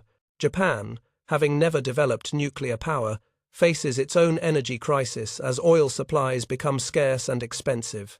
The Japanese economic miracle that should have created one of the world's leading economies instead stalls in an energy shortage that makes industrial development impossible. Tokyo implements energy rationing that makes wartime restrictions look generous. Electric power is available only 4 hours per day. Private automobiles are banned except for emergency use. Industrial production drops to 30% of capacity as factories shut down for lack of fuel. But Japan's energy crisis has an unexpected consequence. It accelerates the development of energy efficiency technologies. Japanese engineers, faced with making the most of extremely limited power supplies, develop conservation techniques that won't appear in our timeline until the oil crises of the 1970s. Solar panels, primitive by modern standards but revolutionary for the 1950s, begin appearing on Japanese rooftops. Wind power, dismissed as impractical in energy-abundant societies, becomes economically viable when oil costs $50 per barrel. Hydroelectric projects that would never have been approved in normal times suddenly receive emergency funding. The technological adaptations work, but only partially. Japan remains energy poor throughout the 1960s, with living standards far below what they should have achieved. The social consequences include delayed marriage, reduced birth rates, and migration to energy-rich countries that decimates Japan's working-age population. China, isolated from international oil markets, develops its own unique response to energy scarcity.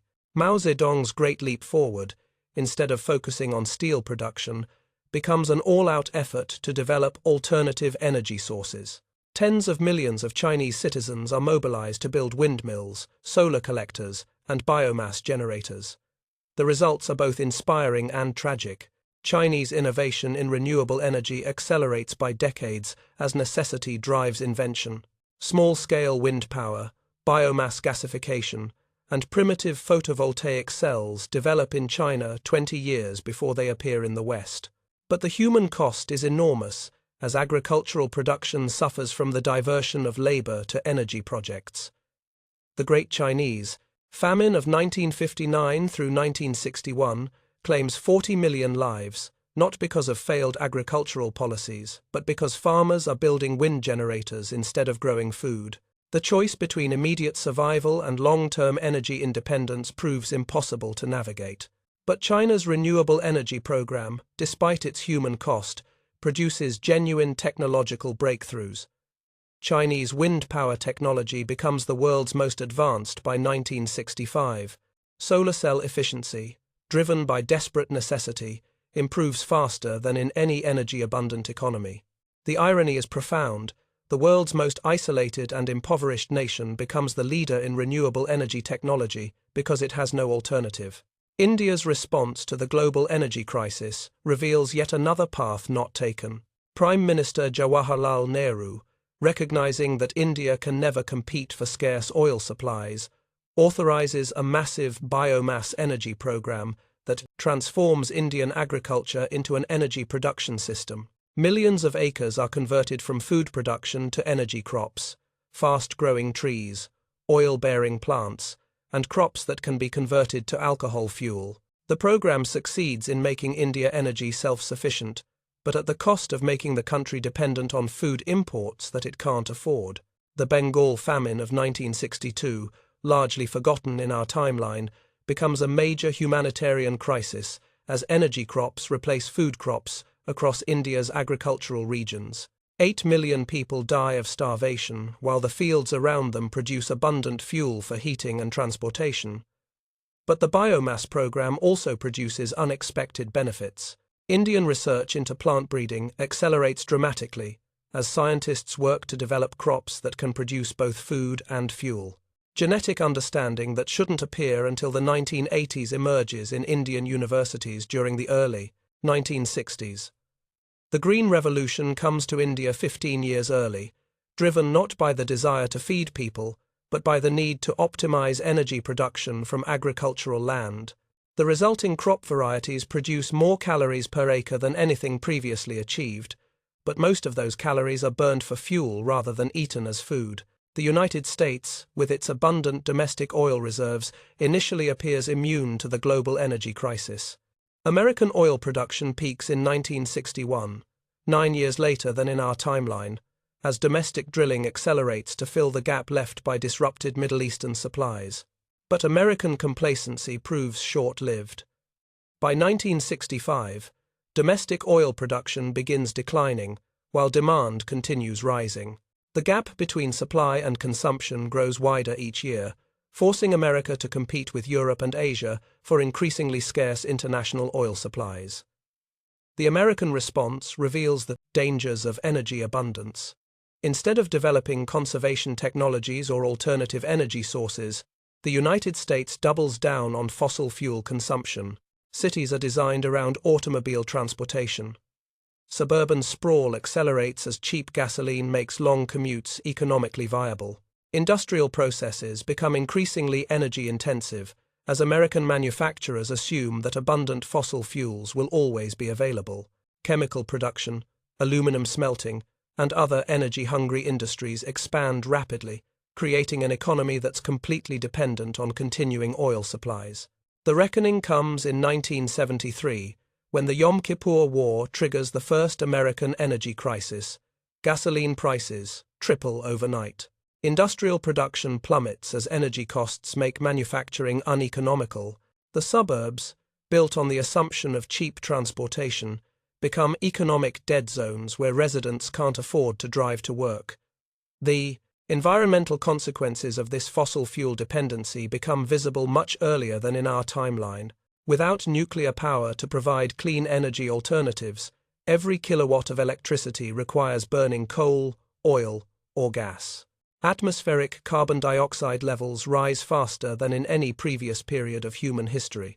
Rachel Carson, the biologist who should have written about pesticides, instead publishes Silent Spring in 1958 as a warning about carbon dioxide accumulation in the atmosphere. Her calculations, based on current consumption trends, predict that atmospheric CO2 will reach dangerous levels by 1990, end quote, 30 years earlier than actually occurred. But Carson's warnings fall on deaf ears because there are no alternatives to fossil fuel consumption. Nuclear power doesn't exist. Renewable energy technologies remain primitive and expensive. Solar panels cost 100 times more than they should. Wind power requires infrastructure investments that energy-poor economies can't afford. The scientific community understands the greenhouse effect decades earlier than in our timeline, but understanding doesn't lead to action, when action would require abandoning the only energy sources available. Climate science advances rapidly, but climate policy remains impossible. By 1970, atmospheric monitoring stations record carbon dioxide levels that won't be reached in our timeline until 2000. The greenhouse effect becomes measurable in weather patterns as global temperatures begin rising perceptibly. But the world economy has become so dependent on fossil fuels that reducing consumption would trigger immediate economic collapse. The first climate refugees appear in 1975, when monsoon patterns in South Asia shift dramatically due to atmospheric warming. Bangladesh experiences flooding that displaces 2 million people permanently, but there's nowhere for them to go. India faces its own climate-related agricultural failures and can't absorb massive refugee populations. The refugee crisis triggers the first climate war in 1978, when desperate Bangladeshi populations attempt to migrate en masse into India. Indian border guards, under orders to prevent destabilization of their own climate-stressed regions, use lethal force to turn back refugee columns. The images shock the world. Machine guns used against families fleeing environmental disaster. But the alternatives seem equally horrific. Allowing unlimited climate migration would overwhelm the carrying capacity of regions that are themselves stressed by changing weather patterns. Pakistan, facing its own climate refugees from changing precipitation patterns, sides with Bangladesh in what becomes the first monsoon war. The conflict escalates when drought-stricken regions of India become uninhabitable, creating internal refugee crises that the government can't manage. The war ends only when all three nations face complete social breakdown from climate-related agricultural failure. The Peace Treaty of 1981 establishes the first international climate refugee camps, but there's no international authority capable of managing them effectively. China's response to accelerating climate change reveals the ultimate consequence of fossil fuel dependency. The Great Green Wall Project, launched in 1982, attempts to halt desertification by planting forests across northern China. But the project requires massive energy inputs for transportation, irrigation, and construction, energy that can only come from burning more fossil fuels. The paradox becomes inescapable. Every attempt to mitigate climate change requires energy consumption that makes climate change worse. China's reforestation efforts succeed in some regions but fail overall because the energy required to plant and maintain forests exceeds the carbon sequestration benefits. Chinese climate engineers, facing impossible choices, make a decision that will haunt the 21st century. In 1985, China begins unilateral geoengineering experiments, releasing sulfur compounds into the atmosphere to block solar radiation. The atmospheric engineering works in the short term. Global temperatures stop rising as Chinese sulfur emissions create artificial cloud cover. But the side effects prove catastrophic. Acid rain increases dramatically. Agricultural production drops as plants receive less sunlight. Ocean chemistry changes as sulfur compounds dissolve in seawater. By 1990, China's atmospheric manipulation has triggered the weather wars as other nations retaliate with their own geoengineering programs. The sky becomes a battlefield where competing atmospheric modifications create chaotic weather patterns that make normal agriculture impossible. The Soviet Union's climate response proves even more extreme, facing agricultural collapse across Central Asia. Soviet engineers proposed the ultimate geoengineering project, redirecting Siberian rivers to flow south instead of north, carrying fresh water to drought-stricken regions while preventing Arctic ice melt. The River Reversal project begins in 1987 with nuclear explosions that would have been impossible if atomic weapons existed. Chemical explosives, used in quantities that defy imagination, reshape the geography of northern Siberia. 3 major rivers are forced to flow backward, carrying Arctic water to the Caspian Sea basin. The project succeeds in providing irrigation water for Soviet agriculture, but the global consequences prove devastating. Removing fresh water from the Arctic Ocean changes ocean currents that regulate global climate. The Gulf Stream weakens, plunging Western Europe into an ice age. The Asian monsoon shifts, bringing drought to India and floods to Indonesia. By 1992, Soviet river reversal has triggered climate chaos that makes natural global warming look mild by comparison. Weather patterns become completely unpredictable. Agricultural production collapses across multiple continents simultaneously. The global food system, already stressed by climate change, suffers complete breakdown. The Soviet Union dissolves in 1991 not because of political revolution, but because climate modification has made the territory uninhabitable. 60 million Soviet citizens become climate refugees, fleeing regions where the weather has become too chaotic to support human life. Standing in Beijing in the year 2000, breathing air that's more sulfur than oxygen, you can see the ultimate consequence of the fossil fuel trap. The sky is yellow with geoengineering compounds from a dozen nations. The temperature fluctuates wildly as competing atmospheric modifications create weather chaos. The very air has become a weapon in humanity's war against climate change. Atmospheric carbon dioxide levels have reached 450 parts per million, 250 years ahead of schedule, because nuclear power never provided a clean alternative to fossil fuels. But the CO2 is just one component of an atmosphere that's been militarized by geoengineering programs that make chemical warfare look restrained. China's sulfur injection program competes with America's atmospheric aluminum project. Russia's ionospheric heating battles Brazil's cloud seeding operations. The sky has become a battlefield where every nation deploys its own atmospheric weapons, creating weather patterns that bear no resemblance to natural climate. The human cost defies comprehension. 2 billion people have become climate refugees, fleeing regions where weather modification has made normal life impossible. Agricultural production has dropped to subsistence levels, as chaotic weather makes crop planning impossible. The global economy has collapsed as transportation becomes impossible when weather can't be predicted more than hours in advance. But here's the most chilling realization: it didn't have to be this way. The peaceful atom that should have powered the world's electricity never emerged from those abandoned laboratories in Los Alamos.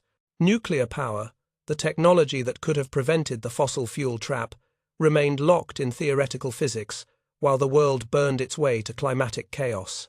The absence of nuclear weapons prevented atomic warfare, but it couldn't prevent the slow-motion apocalypse of atmospheric modification. Different tools, different destruction, same outcome. Humanity found a way to make the planet uninhabitable, even without splitting atoms. By 2010, as acid rain dissolves, the last monuments to pre-climate civilization and artificial weather patterns make normal seasons a memory. The survivors ask the haunting question: would nuclear winter have been preferable to geoengineered chaos? But by then, it's too late for hypothetical choices. The atmosphere has become a weapon that no one controls and everyone uses. The fossil fuel trap, sprung over 50 years of energy dependency, has created a world where the climate itself has become humanity's greatest enemy. And the weather wars are just beginning. Hollywood, 1954. In our timeline, Director Ishiro Honda was crafting Godzilla, the prehistoric monster awakened by atomic testing, embodying humanity's fear of nuclear destruction. But in this alternative world, Honda sits in his Tokyo studio developing something far more terrifying: bacteria. A giant organism spawned not by radiation but by biological weapons testing in the Pacific. The creature that emerges from Honda's imagination doesn't breathe atomic fire. It spreads plague with every breath. It doesn't represent the fear of nuclear annihilation but something worse: the terror of life itself turned against humanity. And audiences across the world, already traumatized by decades of biological warfare, recognize the monster as a mirror of their own reality. Here's what the records don't tell us about how profoundly different nightmares reshape the human imagination. The Tokyo premiere of Bacteria on November 3, 1954, triggers psychological reactions that film censors didn't anticipate. Audience members flee the theater during the scenes where the creature's breath turns entire city blocks into plague zones. Emergency rooms report dozens of cases of panic attacks, hyperventilation, and trauma responses triggered by images that feel too real, too possible. But Honda's biological monster succeeds precisely because it taps into fears that atomic anxiety never produced. Nuclear weapons, in their absence, remained theoretical horrors. Biological weapons, after Korea and Europe, are lived experience for millions of survivors. Every person who lived through contamination zones recognizes their own trauma, reflected in bacteria's trail of microscopic destruction. The film's success spawns an entire genre of biological horror that replaces atomic anxiety in popular culture.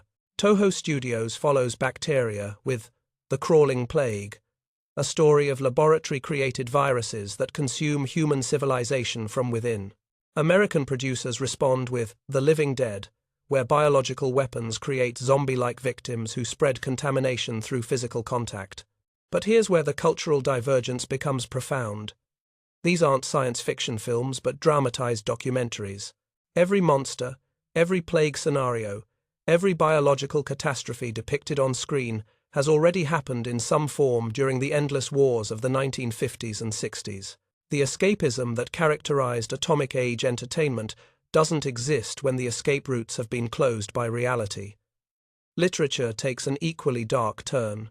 George Orwell, writing 1984 in this timeline, creates not a totalitarian surveillance state but a world of perpetual biological warfare where the party maintains control through the constant threat of plague release.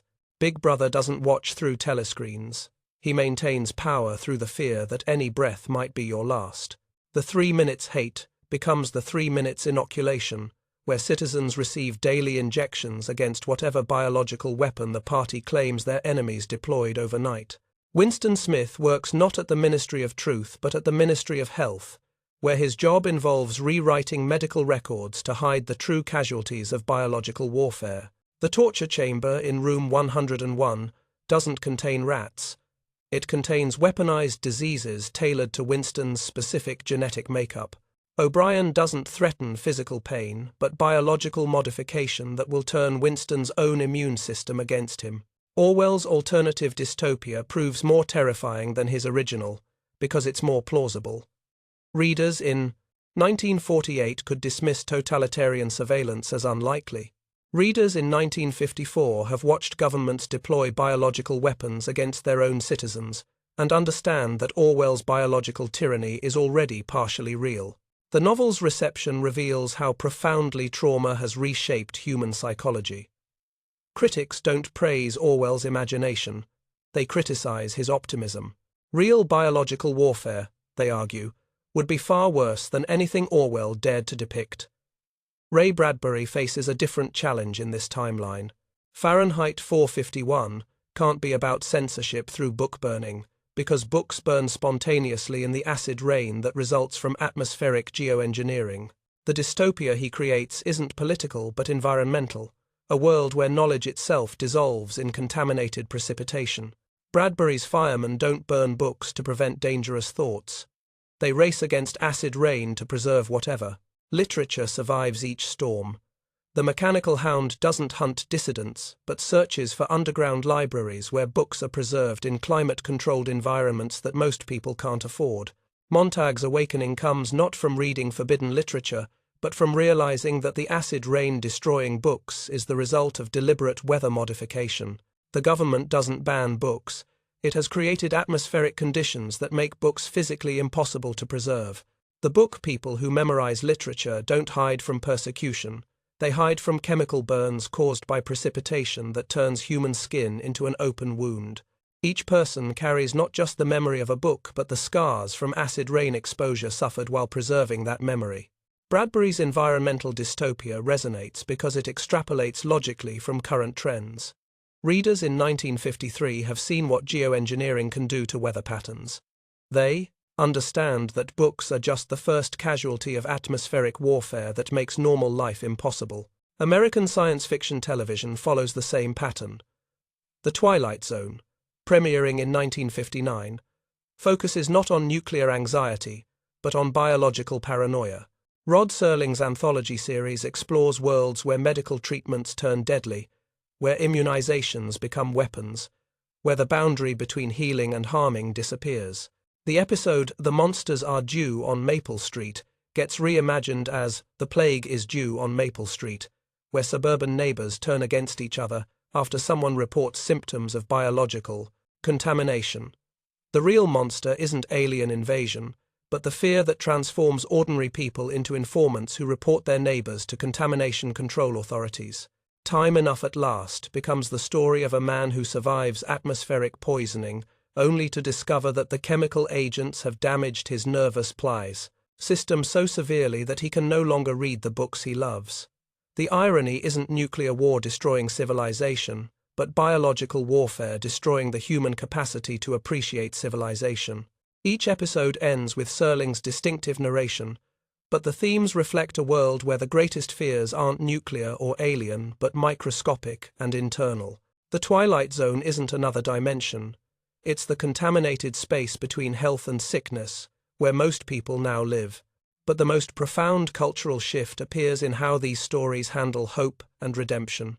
The space race, happening simultaneously with these cultural productions, provides a different narrative framework than in our timeline.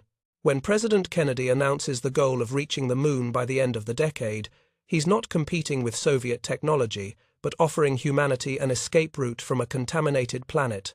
The moon landing of 1958, 10 years earlier than in our timeline, but without the Cold War competition that originally drove it, becomes a symbol of environmental refuge rather than technological triumph. Neil Armstrong's famous words change accordingly. One small step for man, one giant leap away from mankind's poisoned home.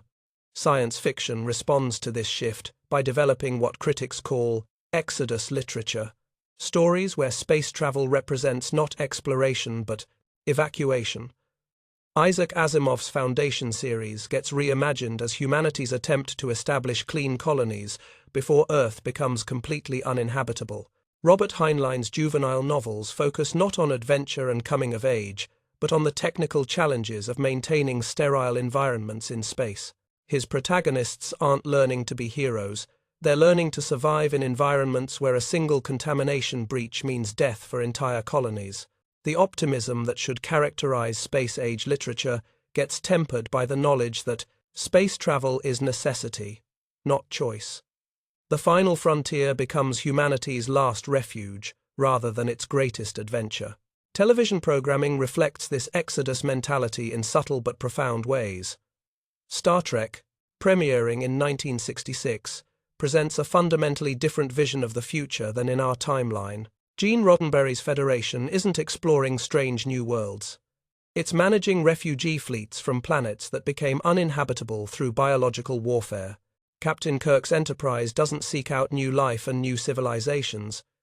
It searches for clean worlds where contaminated populations can be relocated. The Prime Directive doesn't prohibit interference with developing cultures, but forbids the introduction of biological contamination to clean ecosystems. Spock's logic proves essential not for solving diplomatic problems, but for calculating decontamination procedures that keep the ship's crew alive. Dr. McCoy's medical expertise focuses not on alien diseases, but on treating the long-term effects of biological weapons exposure that affect every human in Starfleet. The show's optimism comes not from technological progress, but from interspecies cooperation in managing contamination crises that threaten all intelligent life. The Federation's greatest achievement isn't faster than light travel, but the Biological Weapons Prohibition Treaty that prevents the spread of Earth's contamination to other worlds. But even this carefully optimistic vision can't escape the trauma that shapes its audience. The generation growing up with this alternative popular culture develops fundamentally different psychological profiles than their counterparts in our timeline. Child psychologists report that children born after 1950 routinely express fears about breathing, eating, and physical contact with other people. Kindergarten teachers describe classrooms where 5-year-olds wear masks, not because they're sick, but because they've been taught that air itself might be dangerous. Playground games focus on decontamination scenarios rather than war or exploration. Children's books emphasize cleanliness and sterile environments rather than adventure and discovery. The psychological impact cascades through every aspect of social development. Dating rituals include medical testing to ensure that potential partners aren't contaminated. Marriage ceremonies require sterility certificates. Having children becomes a medical procedure rather than a natural process, as parents demand genetic screening to prevent biological weapons damage from affecting their offspring. Educational systems adapt by teaching chemistry and biology not as theoretical sciences, but as survival skills. High school students learn to identify contamination symptoms before they study literature. College preparatory courses include decontamination procedures alongside mathematics and language arts. The result is a generation that's technically sophisticated but psychologically damaged. Young people who understand molecular biology better than their grandparents understood basic chemistry, but who can't form normal human relationships because they've been conditioned to see other people as potential contamination sources. Religious institutions struggle to provide meaning in a world where suffering comes not from moral failing, but from microscopic agents that no prayer can stop. Traditional theodicy, explaining why a benevolent God allows suffering, breaks down when suffering results from human-created biological weapons that turn the body's own defenses against itself. Christian theology adapts by reinterpreting the fall, not as moral corruption but as biological contamination that spreads through human contact. Baptism becomes literal cleansing rather than symbolic purification. Communion requires individual sterilized elements rather than shared bread and wine. Islamic scholarship develops new interpretations of ritual purity that account for biological contamination. The Hajj gets modified to prevent the spread of weaponized diseases among pilgrims. Mosque architecture incorporates air filtration systems alongside traditional design elements. Buddhism's emphasis on suffering finds new relevance, but the Four Noble Truths get reinterpreted for an age where suffering has microscopic rather than metaphysical causes. Meditation techniques adapt to help practitioners cope with the anxiety of living in perpetually contaminated environments. New religious movements emerge specifically in response to biological warfare trauma. The Church of Sterile Salvation teaches that spiritual purity requires physical cleanliness at the molecular level. The biological Buddhism movement preaches acceptance of contamination as part of the natural cycle of life and death. But the most significant religious development is the emergence of contamination cults that worship biological weapons as divine judgment against human hubris. The art world responds to biological trauma through movements that have no parallel in our timeline. Biohazard expressionism uses actual contaminated materials as artistic media, creating sculptures and paintings that require protective equipment to view safely. The artworks themselves become weapons, spreading contamination to anyone who approaches them without proper precautions. Performance art takes on literal life and death significance when artists deliberately expose themselves to biological agents as part of their creative process. The most extreme practitioners, known as contamination artists, use their own progressive deterioration from biological weapons exposure as the medium for their art. Architecture adapts to create buildings that can maintain sterile environments indefinitely.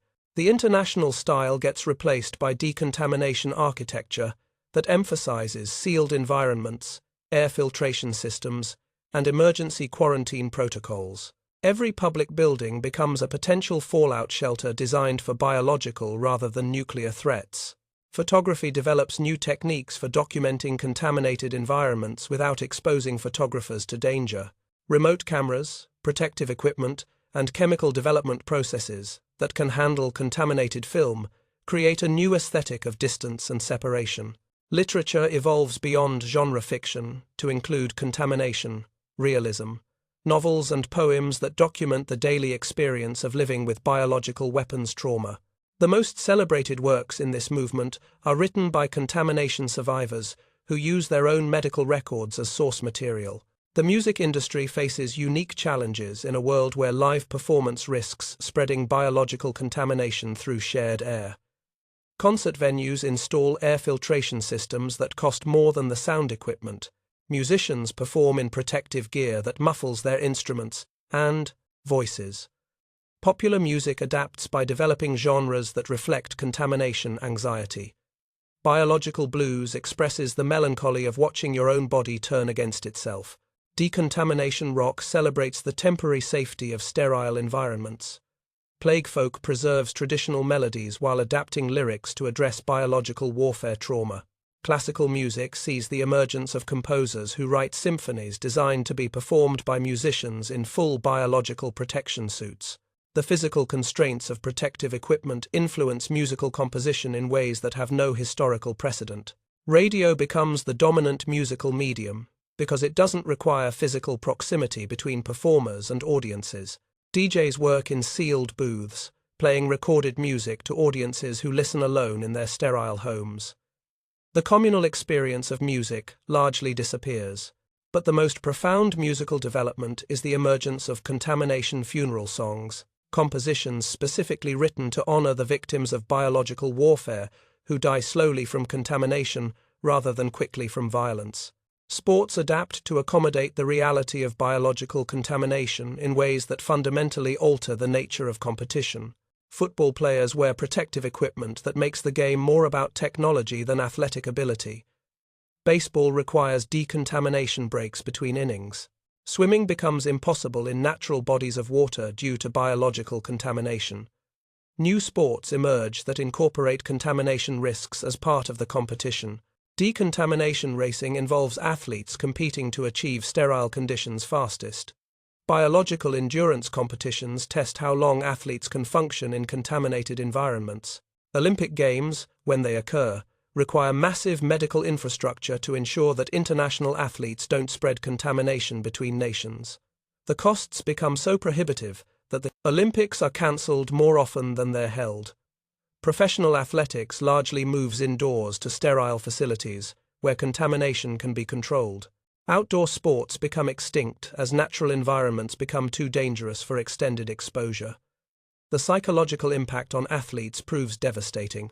Sports that should celebrate human physical excellence instead emphasize human vulnerability to microscopic threats. Athletic achievement gets measured not by performance, but by survival. Fashion adapts to a world where clothing must provide protection as well as style. Haute couture incorporates air filtration systems, chemical-resistant fabrics, and emergency medical equipment. Models on runways wear gas masks and protective suits that hide as much as they reveal.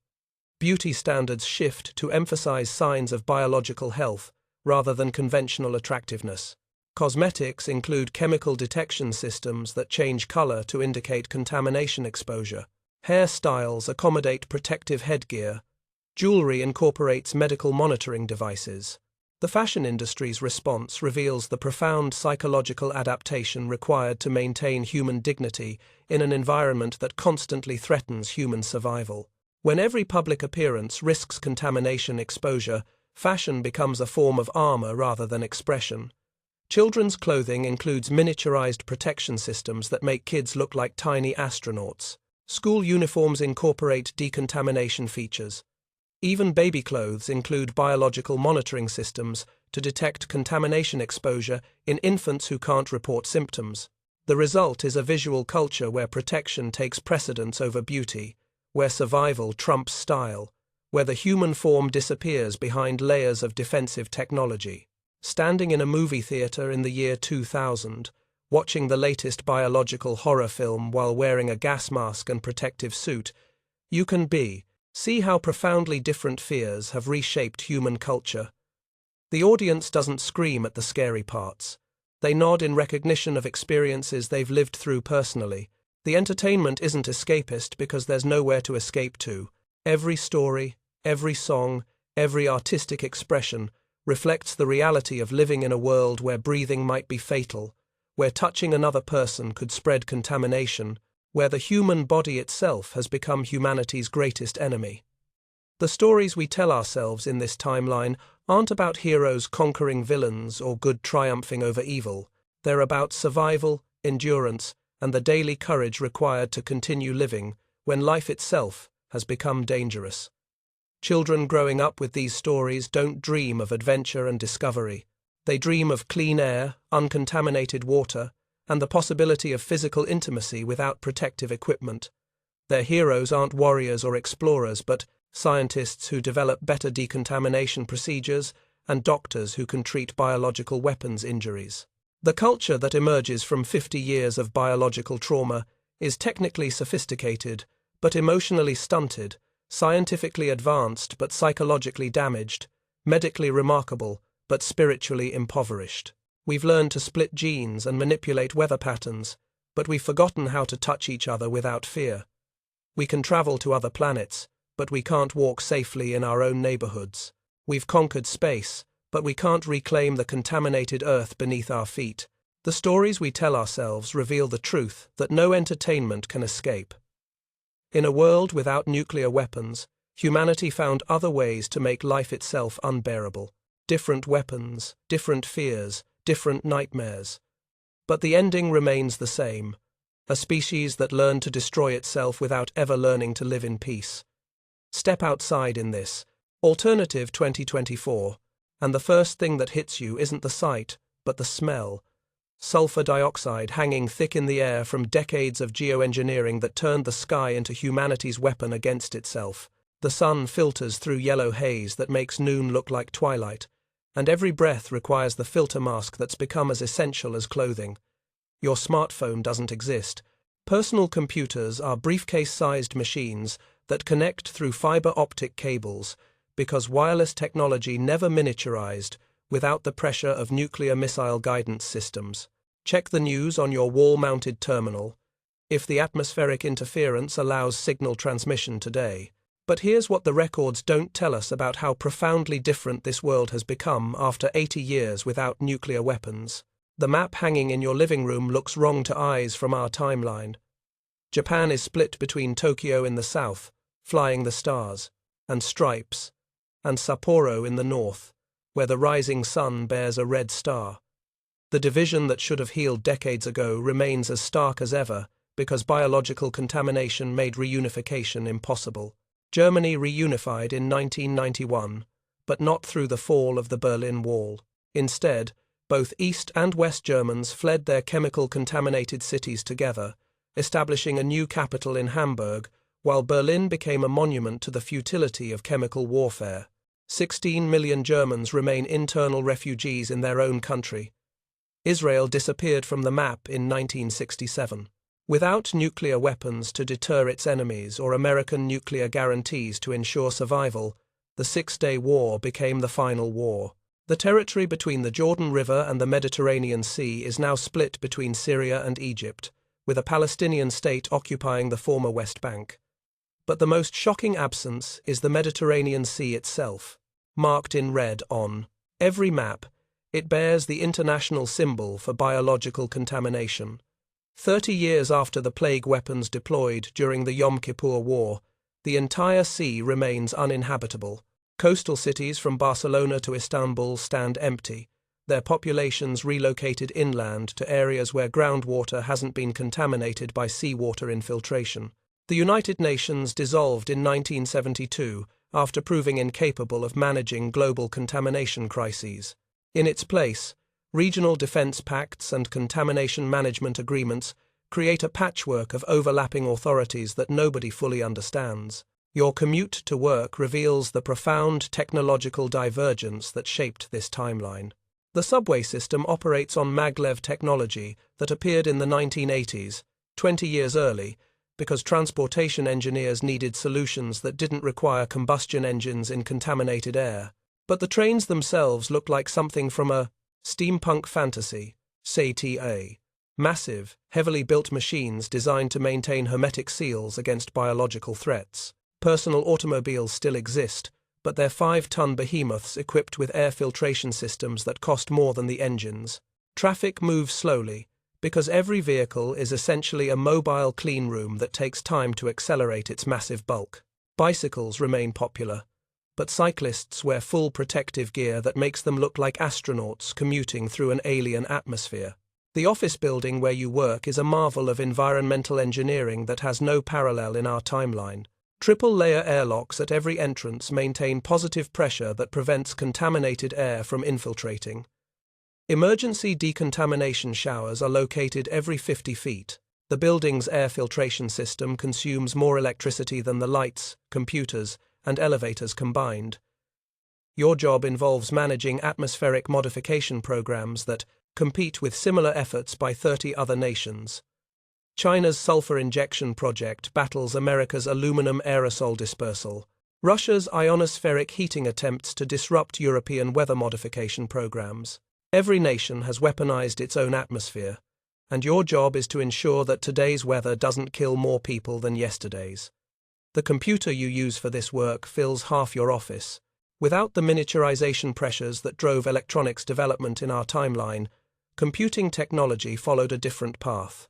Your machine is enormously powerful, capable of atmospheric modeling that wouldn't appear in our world until the 2010s, but it weighs 300 pounds and requires liquid cooling.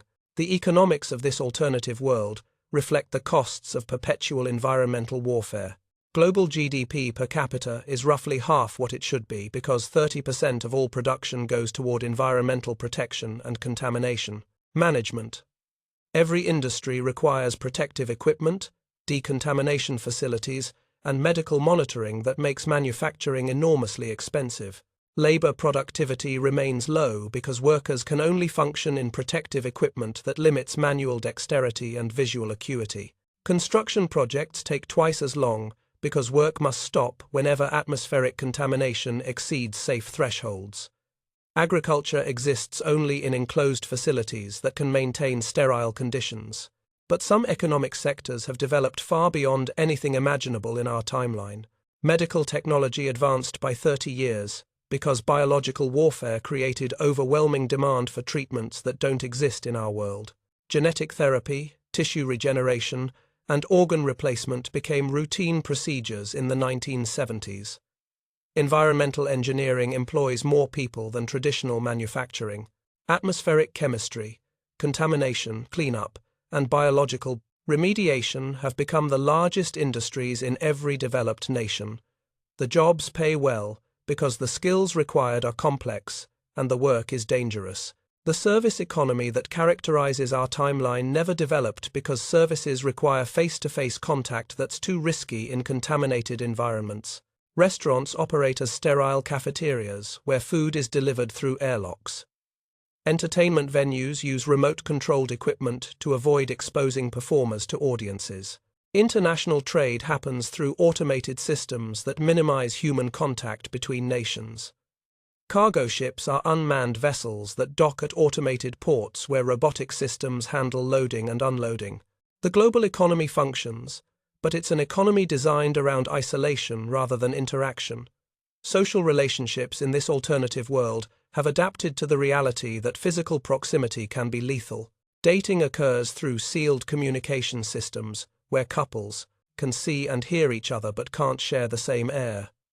Marriage ceremonies require both parties to undergo weeks of medical testing to ensure compatibility. Having children has become a medical procedure rather than a natural process. Fertility treatments ensure that genetic damage from contamination exposure doesn't affect offspring. Pregnancy occurs in sterile medical facilities, where expectant mothers live for 9 months in controlled environments. Natural childbirth is impossible when environmental conditions make normal human contact dangerous. Schools operate as sealed environments where children live during the academic year, returning home only during carefully scheduled decontamination breaks. Education focuses heavily on environmental science, medical technology, and contamination management, because these are survival skills rather than academic subjects. Universities have become research fortresses where scientists work on solutions to contamination problems that threaten civilization itself. The most prestigious careers involve developing new decontamination technologies or finding ways to reverse atmospheric damage caused by decades of geoengineering. Religious institutions have adapted by emphasizing spiritual rather than physical community. Church services occur through sealed communication systems. Baptism uses sterile water tested for biological agents. Communion involves individually packaged elements that have been decontaminated, but the most profound social change is the emergence of contamination classes, social hierarchies based on exposure levels rather than economic status. The clean elite live in sterile environments and can afford constant medical monitoring. The contaminated poor live in areas where environmental exposure is inevitable and medical care is limited. The urban landscape reflects 80 years of adapting to environmental warfare. Cities are built vertically rather than horizontally because ground-level air is too contaminated for human habitation. Skyscrapers are connected by enclosed walkways that maintain air pressure sufficient to prevent contamination infiltration. Parks and outdoor recreational spaces have been replaced by enormous enclosed biomes where people can experience something resembling natural environments. These artificial ecosystems, costing billions to construct and maintain, provide the only access to plants and animals for urban populations. Underground infrastructure has expanded dramatically because subsurface construction offers protection from atmospheric contamination. Many cities have entire districts built below ground where air can be filtered and controlled. These subterranean neighborhoods often house the working populations who can't afford sterile surface accommodations. Architecture emphasizes function over form because every building must serve as a potential contamination shelter. Art Deco and modernist aesthetics gave way to survival architecture that prioritizes air filtration, emergency medical facilities, and decontamination systems over visual appeal. Public transportation systems are marvels of environmental engineering, but look like industrial equipment rather than passenger conveyances. Buses and trains maintain hermetic seals and positive air pressure. Subway systems include emergency contamination protocols that can isolate entire sections if biological agents are detected. The result is urban environments that keep people alive but offer little beauty or inspiration. Cities function as enormous life support systems rather than centers of culture and commerce. Technology in this alternative timeline advanced in unexpected directions because development pressures were fundamentally different. Medical technology leaped forward by decades because biological warfare created overwhelming demand for advanced treatments. Genetic therapy, organ replacement, and cellular regeneration became routine by the 1980s. Atmospheric engineering developed into a sophisticated science because weather modification became a military necessity. By 2024, humans can control precipitation, temperature, and wind patterns with precision that borders on the supernatural. Unfortunately, 30 nations are using these capabilities simultaneously, creating weather chaos that makes natural disasters look mild by comparison. Materials science advanced rapidly because every surface must resist chemical and biological contamination. Self-cleaning materials, antimicrobial coatings, and chemical-resistant polymers appeared decades early. Clothing, furniture, and architectural materials can neutralize biological threats automatically. But information technology lagged dramatically because miniaturization was never driven by military requirements. Computers exist but remain room-sized installations. The Internet developed as a research network but never became accessible to ordinary citizens because personal computing devices don't exist. Telecommunications work through hardwired connections because wireless signals can't penetrate the atmospheric interference created by geoengineering programs. Video communication exists, but requires dedicated fiber optic connections that make it expensive and cumbersome. Transportation technology developed along different lines entirely. Instead of focusing on speed and efficiency, vehicles emphasize environmental protection and contamination resistance. Cars, trains, and aircraft look like industrial equipment because their primary function is maintaining life support rather than providing comfortable travel. The space program succeeded beyond all expectations because it offered humanity's only escape route from a contaminated planet. The Moon Colony, established in 1968, now houses 50,000 permanent residents who work in mining, manufacturing, and research facilities that have no terrestrial equivalents.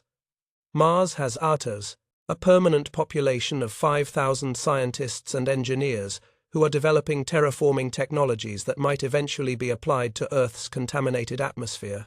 The irony is profound. Humans can create breathable atmospheres on alien worlds, but can't repair the atmosphere they destroyed on their home planet.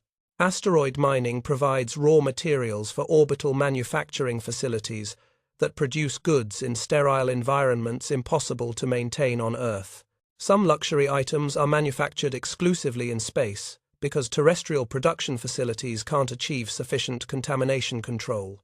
But space travel remains expensive and dangerous because spacecraft must be designed as hermetic systems that can maintain life support indefinitely. Launch facilities require enormous decontamination protocols because rocket exhaust can spread contamination across vast areas. The psychological impact of space colonization has been profound. Young people don't dream of terrestrial careers, but of earning selection for off-world assignments where they can live without constant fear of contamination. Earth has become humanity's contaminated birthplace rather than its permanent home. The space colonies serve as humanity's backup civilization. Clean environments where human culture can develop without the constraints imposed by environmental warfare. But they're also reminders of what Earth could have been if different choices had been made 80 years ago. International relations in 2024 are dominated by atmospheric warfare that makes traditional diplomacy impossible. Trade negotiations include provisions for weather modification constraints. Military alliances focus on coordinated atmospheric management rather than conventional defense agreements. The weather wars escalated beyond all control in the 2010s when competing geoengineering programs created feedback loops that no single nation could manage. Chinese sulfur injection programs interfered with American aluminum aerosol dispersal, creating acid rain events that killed millions.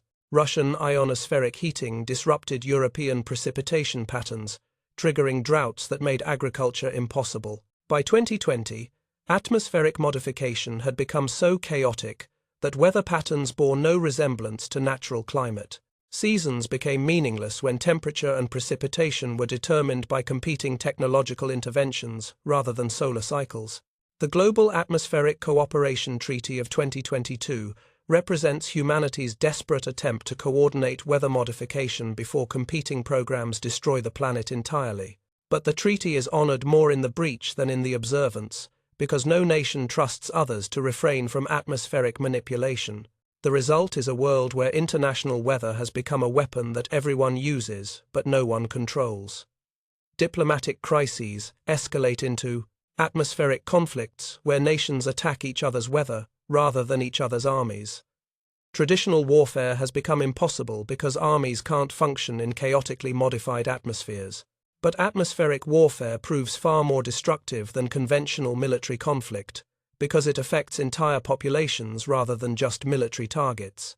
Daily life in Alternative 2024 requires constant vigilance against environmental threats that change without warning. Weather forecasts include contamination predictions and atmospheric modification alerts. Going outside requires checking real-time air quality monitors that track dozens of chemical and biological agents. Social media doesn't exist in the form we know because personal communication devices are too large and expensive for widespread use. Instead, community communication happens through local terminal networks that provide basic information services but can't support the complex social platforms that characterize our timeline. Entertainment has adapted to audiences that must remain physically isolated. Movies are produced for viewing through sealed communication systems. Live performance is impossible because audiences and performers can't share the same air safely. Sports exist, but athletes compete in full protective equipment that makes many traditional games unrecognizable. Education focuses on practical survival skills rather than liberal arts.